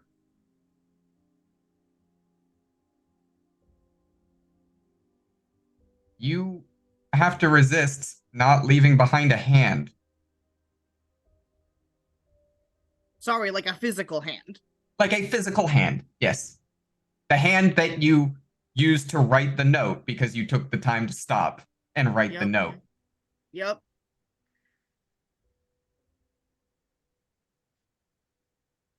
Above the table, as a mechanical thing, what would that do? Not much. You'd get a prosthetic. Okay. Can I I'm mama bear not this in somehow? I'm not in the business of taking that away. Prosthetics are available. Perfect. It's a style choice. But yeah. Yeah, no. I will let that happen. Okay. Tristero, you see a ghost door, and Chip, as your rage is coming down, you see a ghost door, like a tear in the veil of reality, open. And, well, our wonderful crow, or most of our wonderful crow, comes rolling out. Now, is Crow a righty or a lefty? Crow is left-handed. Then where Crow's left hand should be, there is a frozen stump. They're not bleeding. It's too cold for that. It's frozen solid. The tips of frostbite and blackened skin where the wrist would meet. Very apparent. Until you get a prosthetic, Crow, you do have level 2 harm, no hand. Yep. But that's okay. I'm gonna go do that today. But with that, the job is done. You made it. You found the information you were looking for. You left a note. You confronted 2 members of Mask, and you removed one of them from the equation. The bull no longer fights for the kindled. So why don't we go to downtime, payoff, and all that lovely stuff? Before they leave, Chip will pick up the pieces of the mask. Yeah, Tristaro's At going to least do that one too. of them. You can get all of them. It's in 3 pieces. Yeah, so, Tristero, are you, like, going for the masks? Yeah, it's if you've calmed down at this point, like, can you get Crow? Yeah. And We'll do this first. yeah. And Chip will grab all 3 pieces, but then hand 2 of them to Tristero, but keep 1 for themselves. Mhm. And then we'll help Crow. Okay. Right. As we're limping our way back to the hideout, Tristero's just going to tell Chip quietly, enjoy your lunch with Talia. I won't mention it at all. That's your thing. Thanks. Hopefully it doesn't end up as bad and we got a decade of separation out of our systems. Yeah. You know how it goes with siblings. They fight. You have no idea.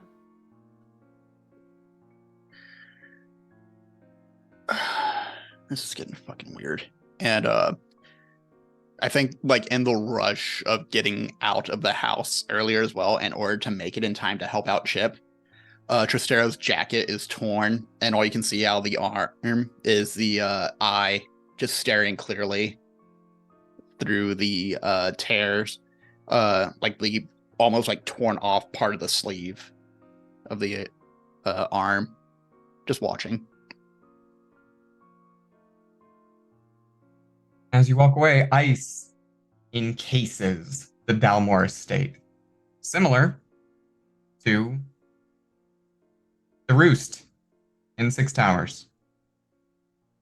Now locked behind Marassi's ability, and to stay till something's done about her. Let's go the post game as you make your way back to home. You bring Crow, to which Scarlet takes one look and goes, "Oh my god, what happened to you? Let me hold on. Let me get that. I gotta get that. It's the warm water. Warm water." Not too warm, not too warm. Do it too much, and it will actually do more damage than good. Yeah. Thank And we will go to payoff. You get no money. We're You broke. You didn't steal anything from the estate to sell, so like. I was debating that the entire time. Like, I'm not gonna steal from Crow's mentor right in front of him. Like, I'm not gonna do that. Probably a good choice. Probably. Crow's having a lot of problems right now. Yeah. Heat-wise, I gotta be honest, I think we veered into loud and chaotic with high exposure. I wouldn't put the like ice thing on y'all. However, that fight, Chip. We started with the grenade launcher. That's We all we need to started. say. We started with the grenade launcher. So like, we're going 4 heat. You're getting 4 heat. Yeah. Just so we know. I asked. No limits. Yeah. No. Let's talk reputation, however, because in this case, you get 2 by default. You took down the bull of the kindled, which is a hell of a thing. So I'm gonna give you 3 reputation, which is enough if you're willing to spend the coin on it to take you to tier 2. We just gotta spend the coin on it. When we can discuss that in the post when we're go to post game for experience and stuff. Incarceration, no one's going to jail. We're not doing any of that. Let's talk entanglements. So we have a heat of 4. Our entanglement off of this, roll that wanted level, that is a 6. Oh fuck. Oh no. What is a 6?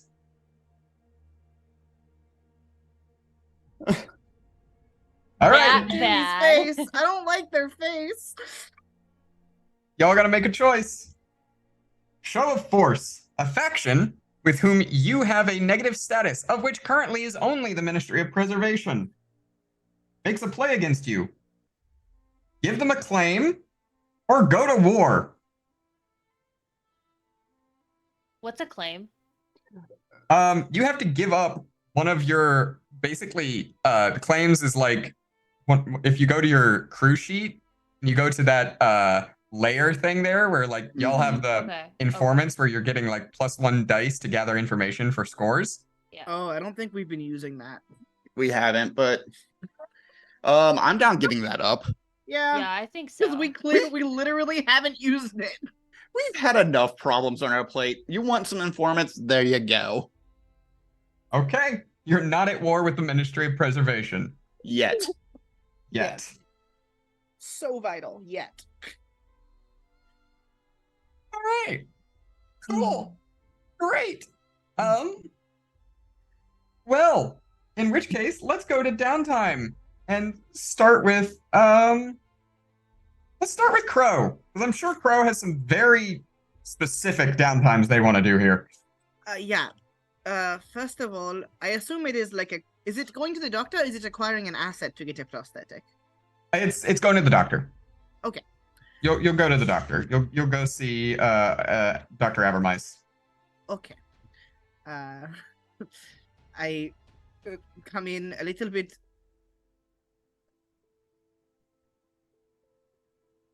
Can I do that?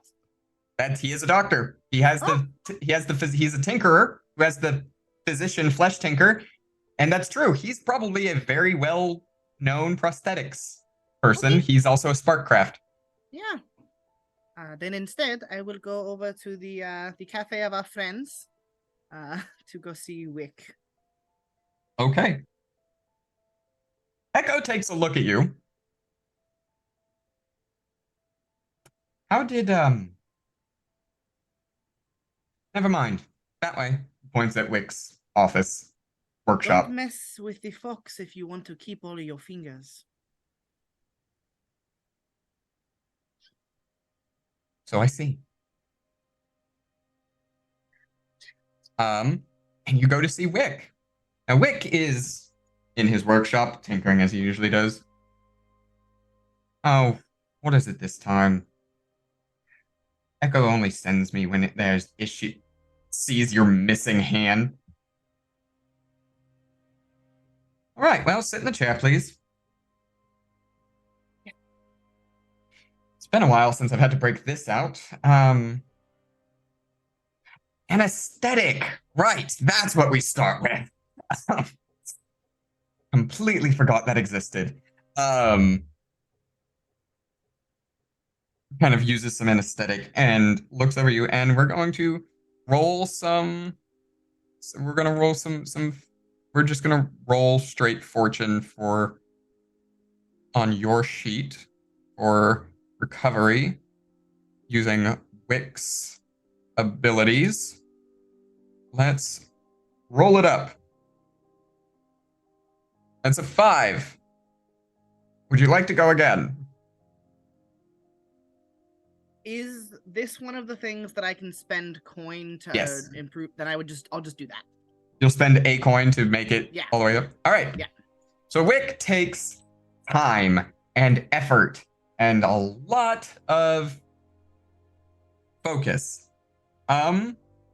And comes away with a prosthetic that you are free to describe at your leisure now or in the future. I think I'll wait till next time because I want to design it. Okay. But do put in your injuries, put in level 1 harm, learning prosthetic. Yeah. It's a learning curve.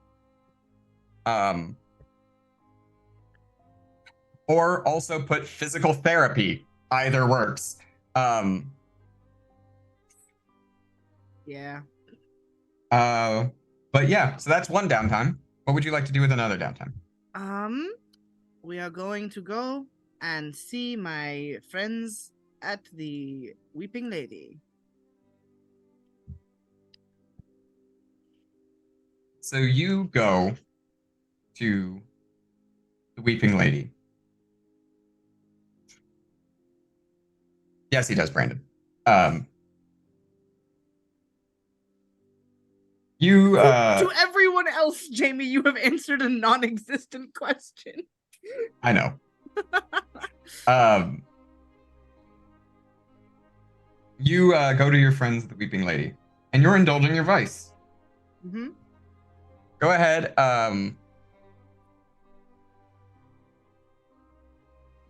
Go ahead and hit the indulge vice button. That's a 4. It's a 4. So remove 4 stress, and sitting in communing with the ghosts, Rick kind of shows up, lingers. How you doing?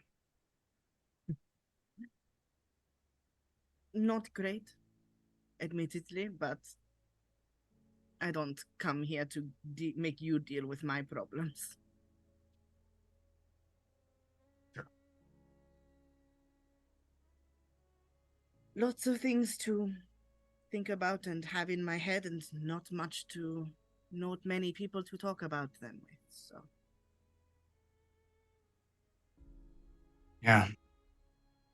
Not a lot. Lots changing in the city. Yeah. How is it for you, but broadly also? Weird. The ghosts. Weird things undulate. Those fields shifting. Things are changing, and it's not all for the better or worse. No, I cannot imagine it is. But I am going to stop it or die trying, so either way, I will be seeing more of you. You know, you don't always have to talk to me. Hmm? What do you mean? Rick takes from behind his ear where there's nothing. He pulls the feather that you gave him all the way back in the first session. Kind of looks at it. He turns it over in his fingers, and the feather changes from a feather to a ghostly lily.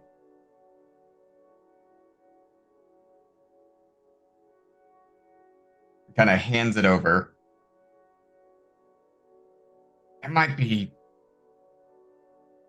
someone else you could talk to. Someone you've been scared of for a while.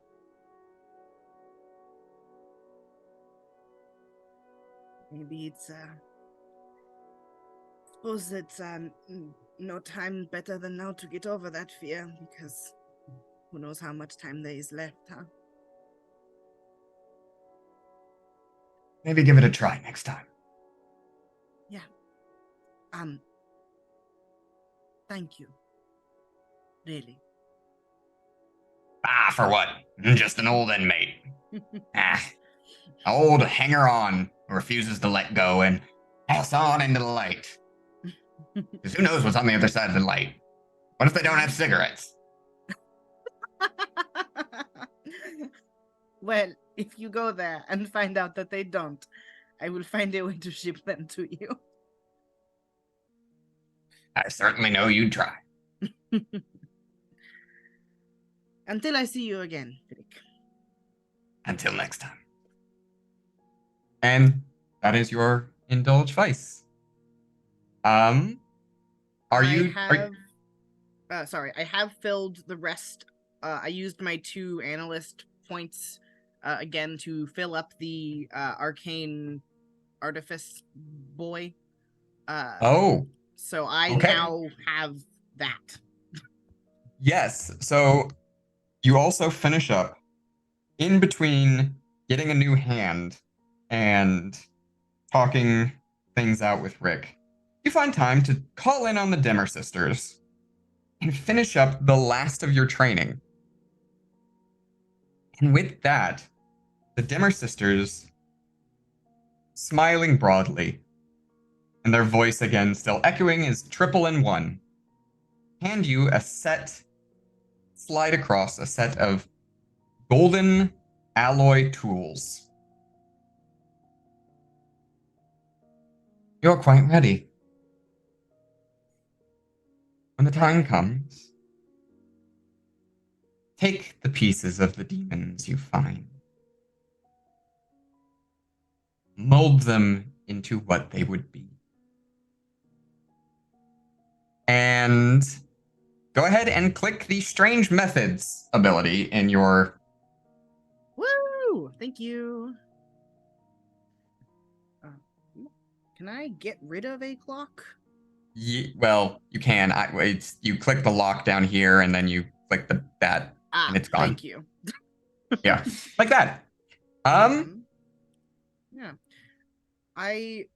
If no one else needs another thing, I will take Tristero's thing, but I'll let everyone else go first, because if someone else needs it for something more important. I don't need it. Let's go to Chip. Okay, so I feel like there's been a lot of telling in this episode, and I kind of want to save the rest of that for the next episode, so I'll probably do lunch then. The first thing will be going to another alien cult meeting. All right, you roll your indulge vice. Get off some of that stress. And you overindulge. Kidding me? I have 5. Damn. So,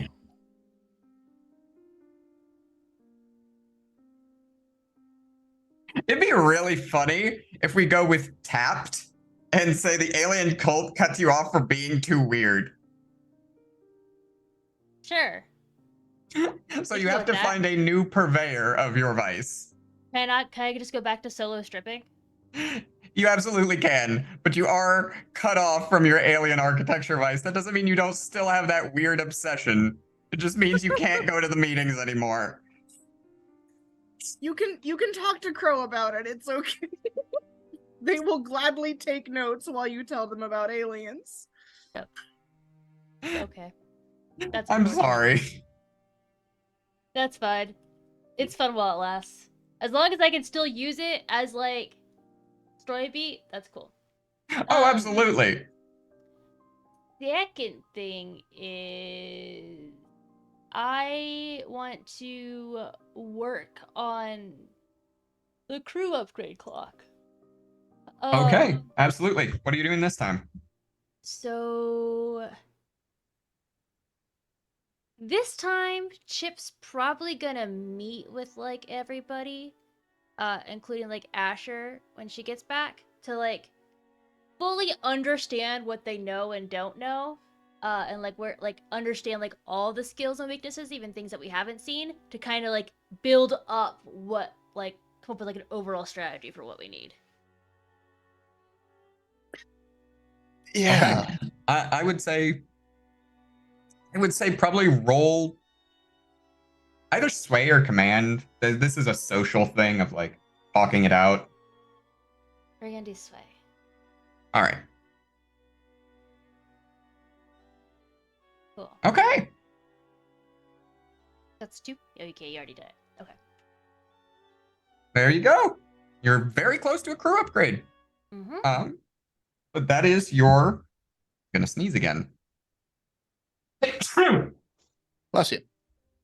Thank you. Always comes in 2s. Always comes in 2s. All right, Tristero. Yeah. So the first thing I want to do before I go off to my theater show is I want to go, it's like a little bit after the job and Crow's gotten the new prosthetic. And I think this is like after Chip comes and, like, breaks down with everyone. And I just go over to Crow and I say, hey, or I knock on the door to their lab because I'm assuming that'd be where you would be right now, right, Silas? Yeah. Yeah. Cool. Go if I come in. Is unlocked. Yes. All right. I have the diary in hand. How's the new limb so far? Getting used to it. Mm-hmm. I have a variety of different, like, slimes to squish with it until I get the dexterity back. That is very insightful of Wick. Actually, no, that makes sense. This sounds like something Wick would do in his free time. But in the meantime, all of my poor teaching assistants have to do all of the manual lab work themselves because I cannot work any of the glassware. Yeah. It's a good first-hand experience for them. Yeah, You know? it is. Also, as to the nerves, just like kind of holding the book and just not really like doing the bending thing, but like you can see the anxiety of just like pushing into it with a thumb and like it's a worry. Are you all right? Do you want to sit? Yeah, I had this in my room for a little while. It was from the job. It was from Archie's place. I didn't feel right reading it on my own. And and of course, Bonarasi making a chilly experience for us didn't really fucking help. No. No. No offense intended, but I have very negative feelings about your ex. You know what? She has not made a good first impression for anyone, I think. No, nothing on you though, I promise. Yeah. Of course not. Your first impression of her was her almost breaking one of your teeth because she thought you were just standing in the way of one of her stories. Mm-hmm. Yeah. No. Starting to think back now, this is kind of par for the course. But this is Archie's personal diary. I don't know if I told you what I found on my side.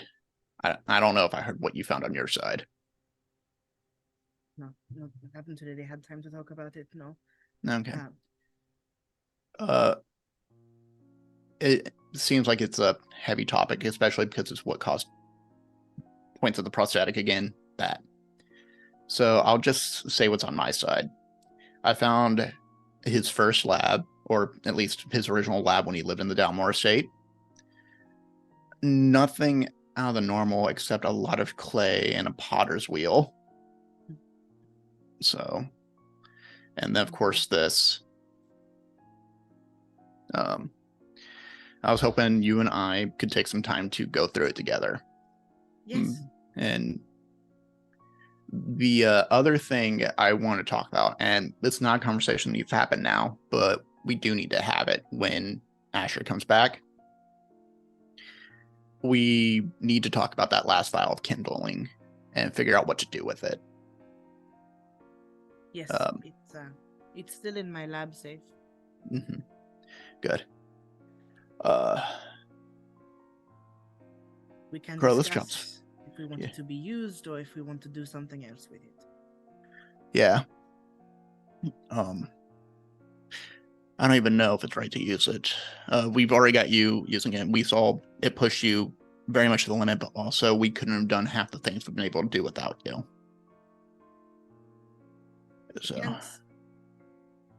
I can't say it would be hypocritical. It would be hypocritical for me to say not to use it, but it is taxing. It feels different to use my abilities now. agreed. Yeah. But yes, let us read this. Maybe it will give some insights. Mm-hmm. All right. So, downtime activity, read Archie's journal. Archie's journal illuminates a number of things that you have been questioning. It starts, this diary starts basically when he started working at the university. Not when he started as a student, when he started working at the university. And good, like, 60% of it is talking about Anya. Like, a lot of the other of it talks about his work in esoteric mathematics and in chemistry. It talks about the contract that Lord Dalmore helps him get working with the military for a time. It talks about a variety of topics. Everything changes when you hit that mark.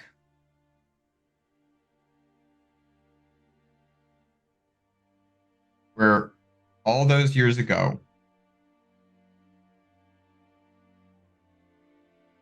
you find just a diary entry that lays out Anya in critical condition after a happenstance problem with a random mugger outside the Dalmore estate. Anya in the hospital. Archie and Lord Dalmore's dead at this point, but Archie pulling on every connection they have through the family, get as best care for her. 2 days of solid entries detailing her condition, detailing everything he tries, every contact he pulls on trying to save her. And then just a last page. And the last page just says she's gone. And that's it. That is the end of the journal. Any description of what the mugger looked like? No. It actually details that, like, he wishes he could remember, but all he can think of when he tries to remember is seeing Anya shot in the chest. All he can remember is the blood. You mentioned that what I found was heavy. It was this. Her coffin under the conservatory.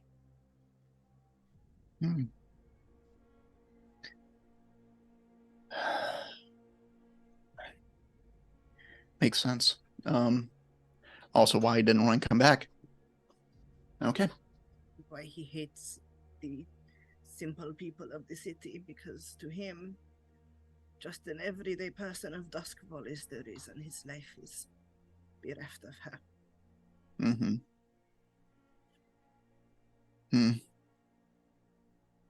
Well, we know now, I guess. Yeah. Sorry. Tristero is just going to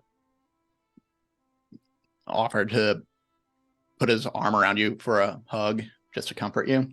Yeah, Crow will take it and wrap their good hand. Not that the prosthetic is bad, but the hand that he knows how to use like a hand. Yeah.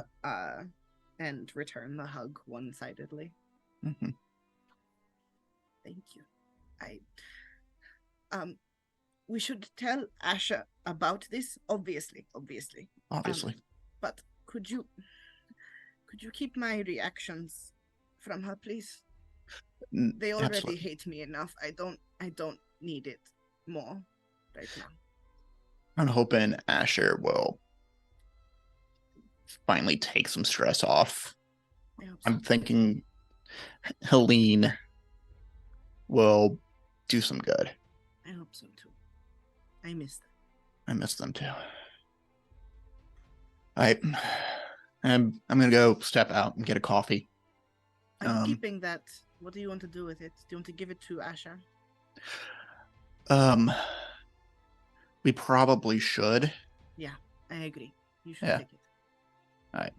I'm gonna keep in the lockbox in the meeting room for now, and then this way everyone knows where it's at, easy to get to. But yeah. All right.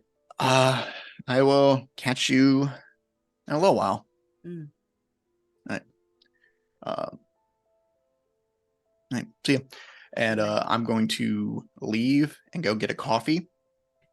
And then I'm going to see if I can go meet Dr. Jeremiah, because I would like to start a long-term project to become a hand of the Oracle and start learning skills and abilities from them. Sure. If that's possible. Oh, it's entirely possible. I don't know if it's going to be possible before this game ends, but we can try. Oh. Hell or high heaven, let's go, baby. Sure. So you're going to try to meet Jeremiah to start. So I would say that's probably a consort roll. So go ahead and roll me a consort. It's one of my higher ones. Boop, boop, boop. Oh, fuck, that's a 3. I get the fucking door slammed in my face immediately. It's not that you get the door standing. It's just that you spend like several days just finding a way to get Jeremiah to find where you can maybe talk to them. Like where? Where can you find them? It takes a while to get that information. All right. So One last thing for me. I'm going to pull the last of my coin out of my stash to All right. take a downtime, to indulge my vice. Okay, so you're going to the theater. Are you taking anyone with you? Can I come with you? Yeah, do you want to come with? Yeah. Yeah. I would love to not have 5 stress to start our next thing. Yep, All right. and I can rotate that by 2. We Go are ahead and hit indulge vice as you go to see a lovely theater. Yeah. Lovely theater. You go to see the Ice Queen. I got a 4. Okay. I can adjust mine up to 6 though. So You can. So is it adjust by 1 or 2 or adjust by 2? Adjust by 1 or 2. Cool. Yeah. I'm out. I'm good. Back to 0. Hell yeah. Great. All right. And so with your stress relieved, you spent a coin, so there's still that bonus downtime that I believe. Yes, I believe Rue wanted to do something with that. Yes, I would like to go and see if I can try and finish up or get close to finishing up demon killing, since that will be relevant soon. Okay. So you go to see Echo. Echo looks at you. You can feel the stare through the mask. In your condition, you sure? It is not as if I have the luxury of time. Fair enough. Come with me. And we'll take you into a back room. One last lesson, then. Time to make a break. Snap their fingers, and you see worded sigils appear on every single wall. Time to fight a simulated demon. And snaps their finger again, and a magical construct of a demon appears in front of you, and I need a I need probably like a tune or a tune or skirmish. We're going with a tune. I have 0 in skirmish. Do I, because I have the lessened effect from my hand, but does the strange methods objects that I have, would I be able to use those to bring it back up to standard? Or that doesn't really matter, I guess. It doesn't matter. You're just rolling numbers here. Perfect. Never mind. Position then. effect doesn't matter. Cool. Never mind then. 4. You Can are. I spend my last coin? You absolutely can to finish that out. Perfect. As you finish up what is a massive 12 spoke project. Both of mine were 12. And I just abandoned the other one. I decided I wasn't going to consort with the fire demon. I can just delete it if you want.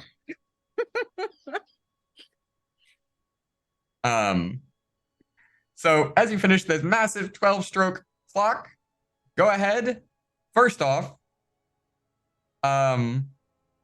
mark 1 dot in skirmish as you have learned to fight a little bit. And second, under your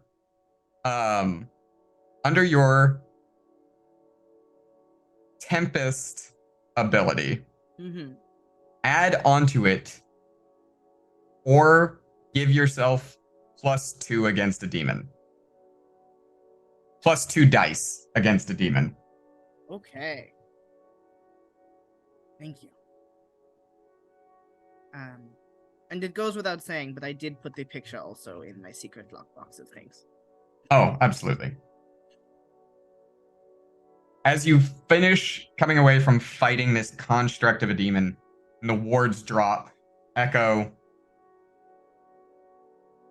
gives a small smattering of applause. Well, I do believe you're ready.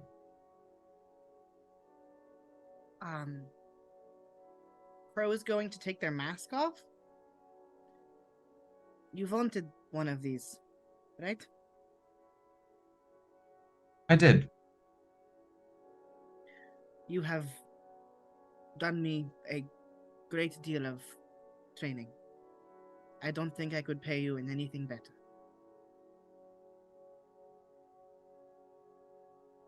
Echo takes the mask, looks it over, and turns it around. Very fine. Well, in which case, we certainly can't have a whisper walking around without a spirit mask, though. And we'll set the new mask that you have given them aside. You see them place it on a mannequin, like just the heads-up mannequin that they have set aside for this. We'll be working with that later. But in the meantime, they will snap their fingers again, and a wall will turn over, and there is a myriad assortment of about 36 different spirit masks. Why don't we find something that fits? And along with the prosthetic, I'm sure we can have that next time as well. But, unless there is anything else, I believe that is all from our crew of scoundrels today. We will not be back in 2 weeks. It is Father's Day / Juneteenth, so we will be off. Our lovely crew and many other people will be visiting family or enjoying their vacation or whatever else they might have available to them. So be sure to take the time. But we will be back on July the 2nd with a very special guest. But, as always, let's talk about our wonderful crew. Going in reverse, Rue. Hello, my name is Rue. I use they, he, or z pronouns if you're feeling spicy. You can find me on Twitter as @IlanaKnight13 and everywhere else as just Ilana Knight without the 13. When I'm not here, I'm also here playing in the Vaesen campaign that Mariah runs. Or you can find me doing all things Paizo as their marketing and media specialist. And on the last Friday of every month, starting this month in June, I will be the co-host of our Paizo Live talk show, where we interview collaborators and contributors from our space. Which is fucking dope as hell. Cole. Hi there, y'all. I am Cole, aka Ice Cold Brew. I am one part of Inside the Tabletop RPG talk show, where we just did our birthday episode. We actually had a fantastic question, actually asking about Vaesen versus the Candle Obscura, how they deal with stress and trauma, and it was a very insightful question. I highly recommend checking it out, especially if you want a different way of doing harm and thinking about how stuff affects your character and how to roleplay that. Fantastic episode. And then I also do esports things. You can check my Twitter for that, or Minor League Esports, or now Swordfish Esports as well, where I will be casting with them. I actually did a cast this morning for Infinity Esports in Japan time, which was at 4 a.m. my time. I was about to say, I just remembered that was a thing. Yeah, I got a nice little nap afterward. But yeah, follow me on Twitch, Twitter, Tumblr, Instagram, co-host still, because I have that at Ice Cold Brew, and check out the wonderful folks in this cast as well, such as Brandon Ashcraft, Jamie Wolf, Rue, over at Ilana Knight. Also pick up Ilana Knight's games over on itch.io. Check out Mariah, and please check out Vaesen. It's such a fucking cool game. Mariah's Mischievous Red on Twitter and most other places. Speaking of Mariah. Can we just do my outro for me? Hi, I'm Mischievous Red. I'm Mischievous Red on most things. It's _ Mischievous Red on Twitter, though. I am one of the co-founders of Huntsman's Hydra. So I help the wonderful AshenWorks with a few different things here, including running my own game. And I'm currently planning the Monster of the Week one-shot that we owe from the subathon. So stay tuned for that.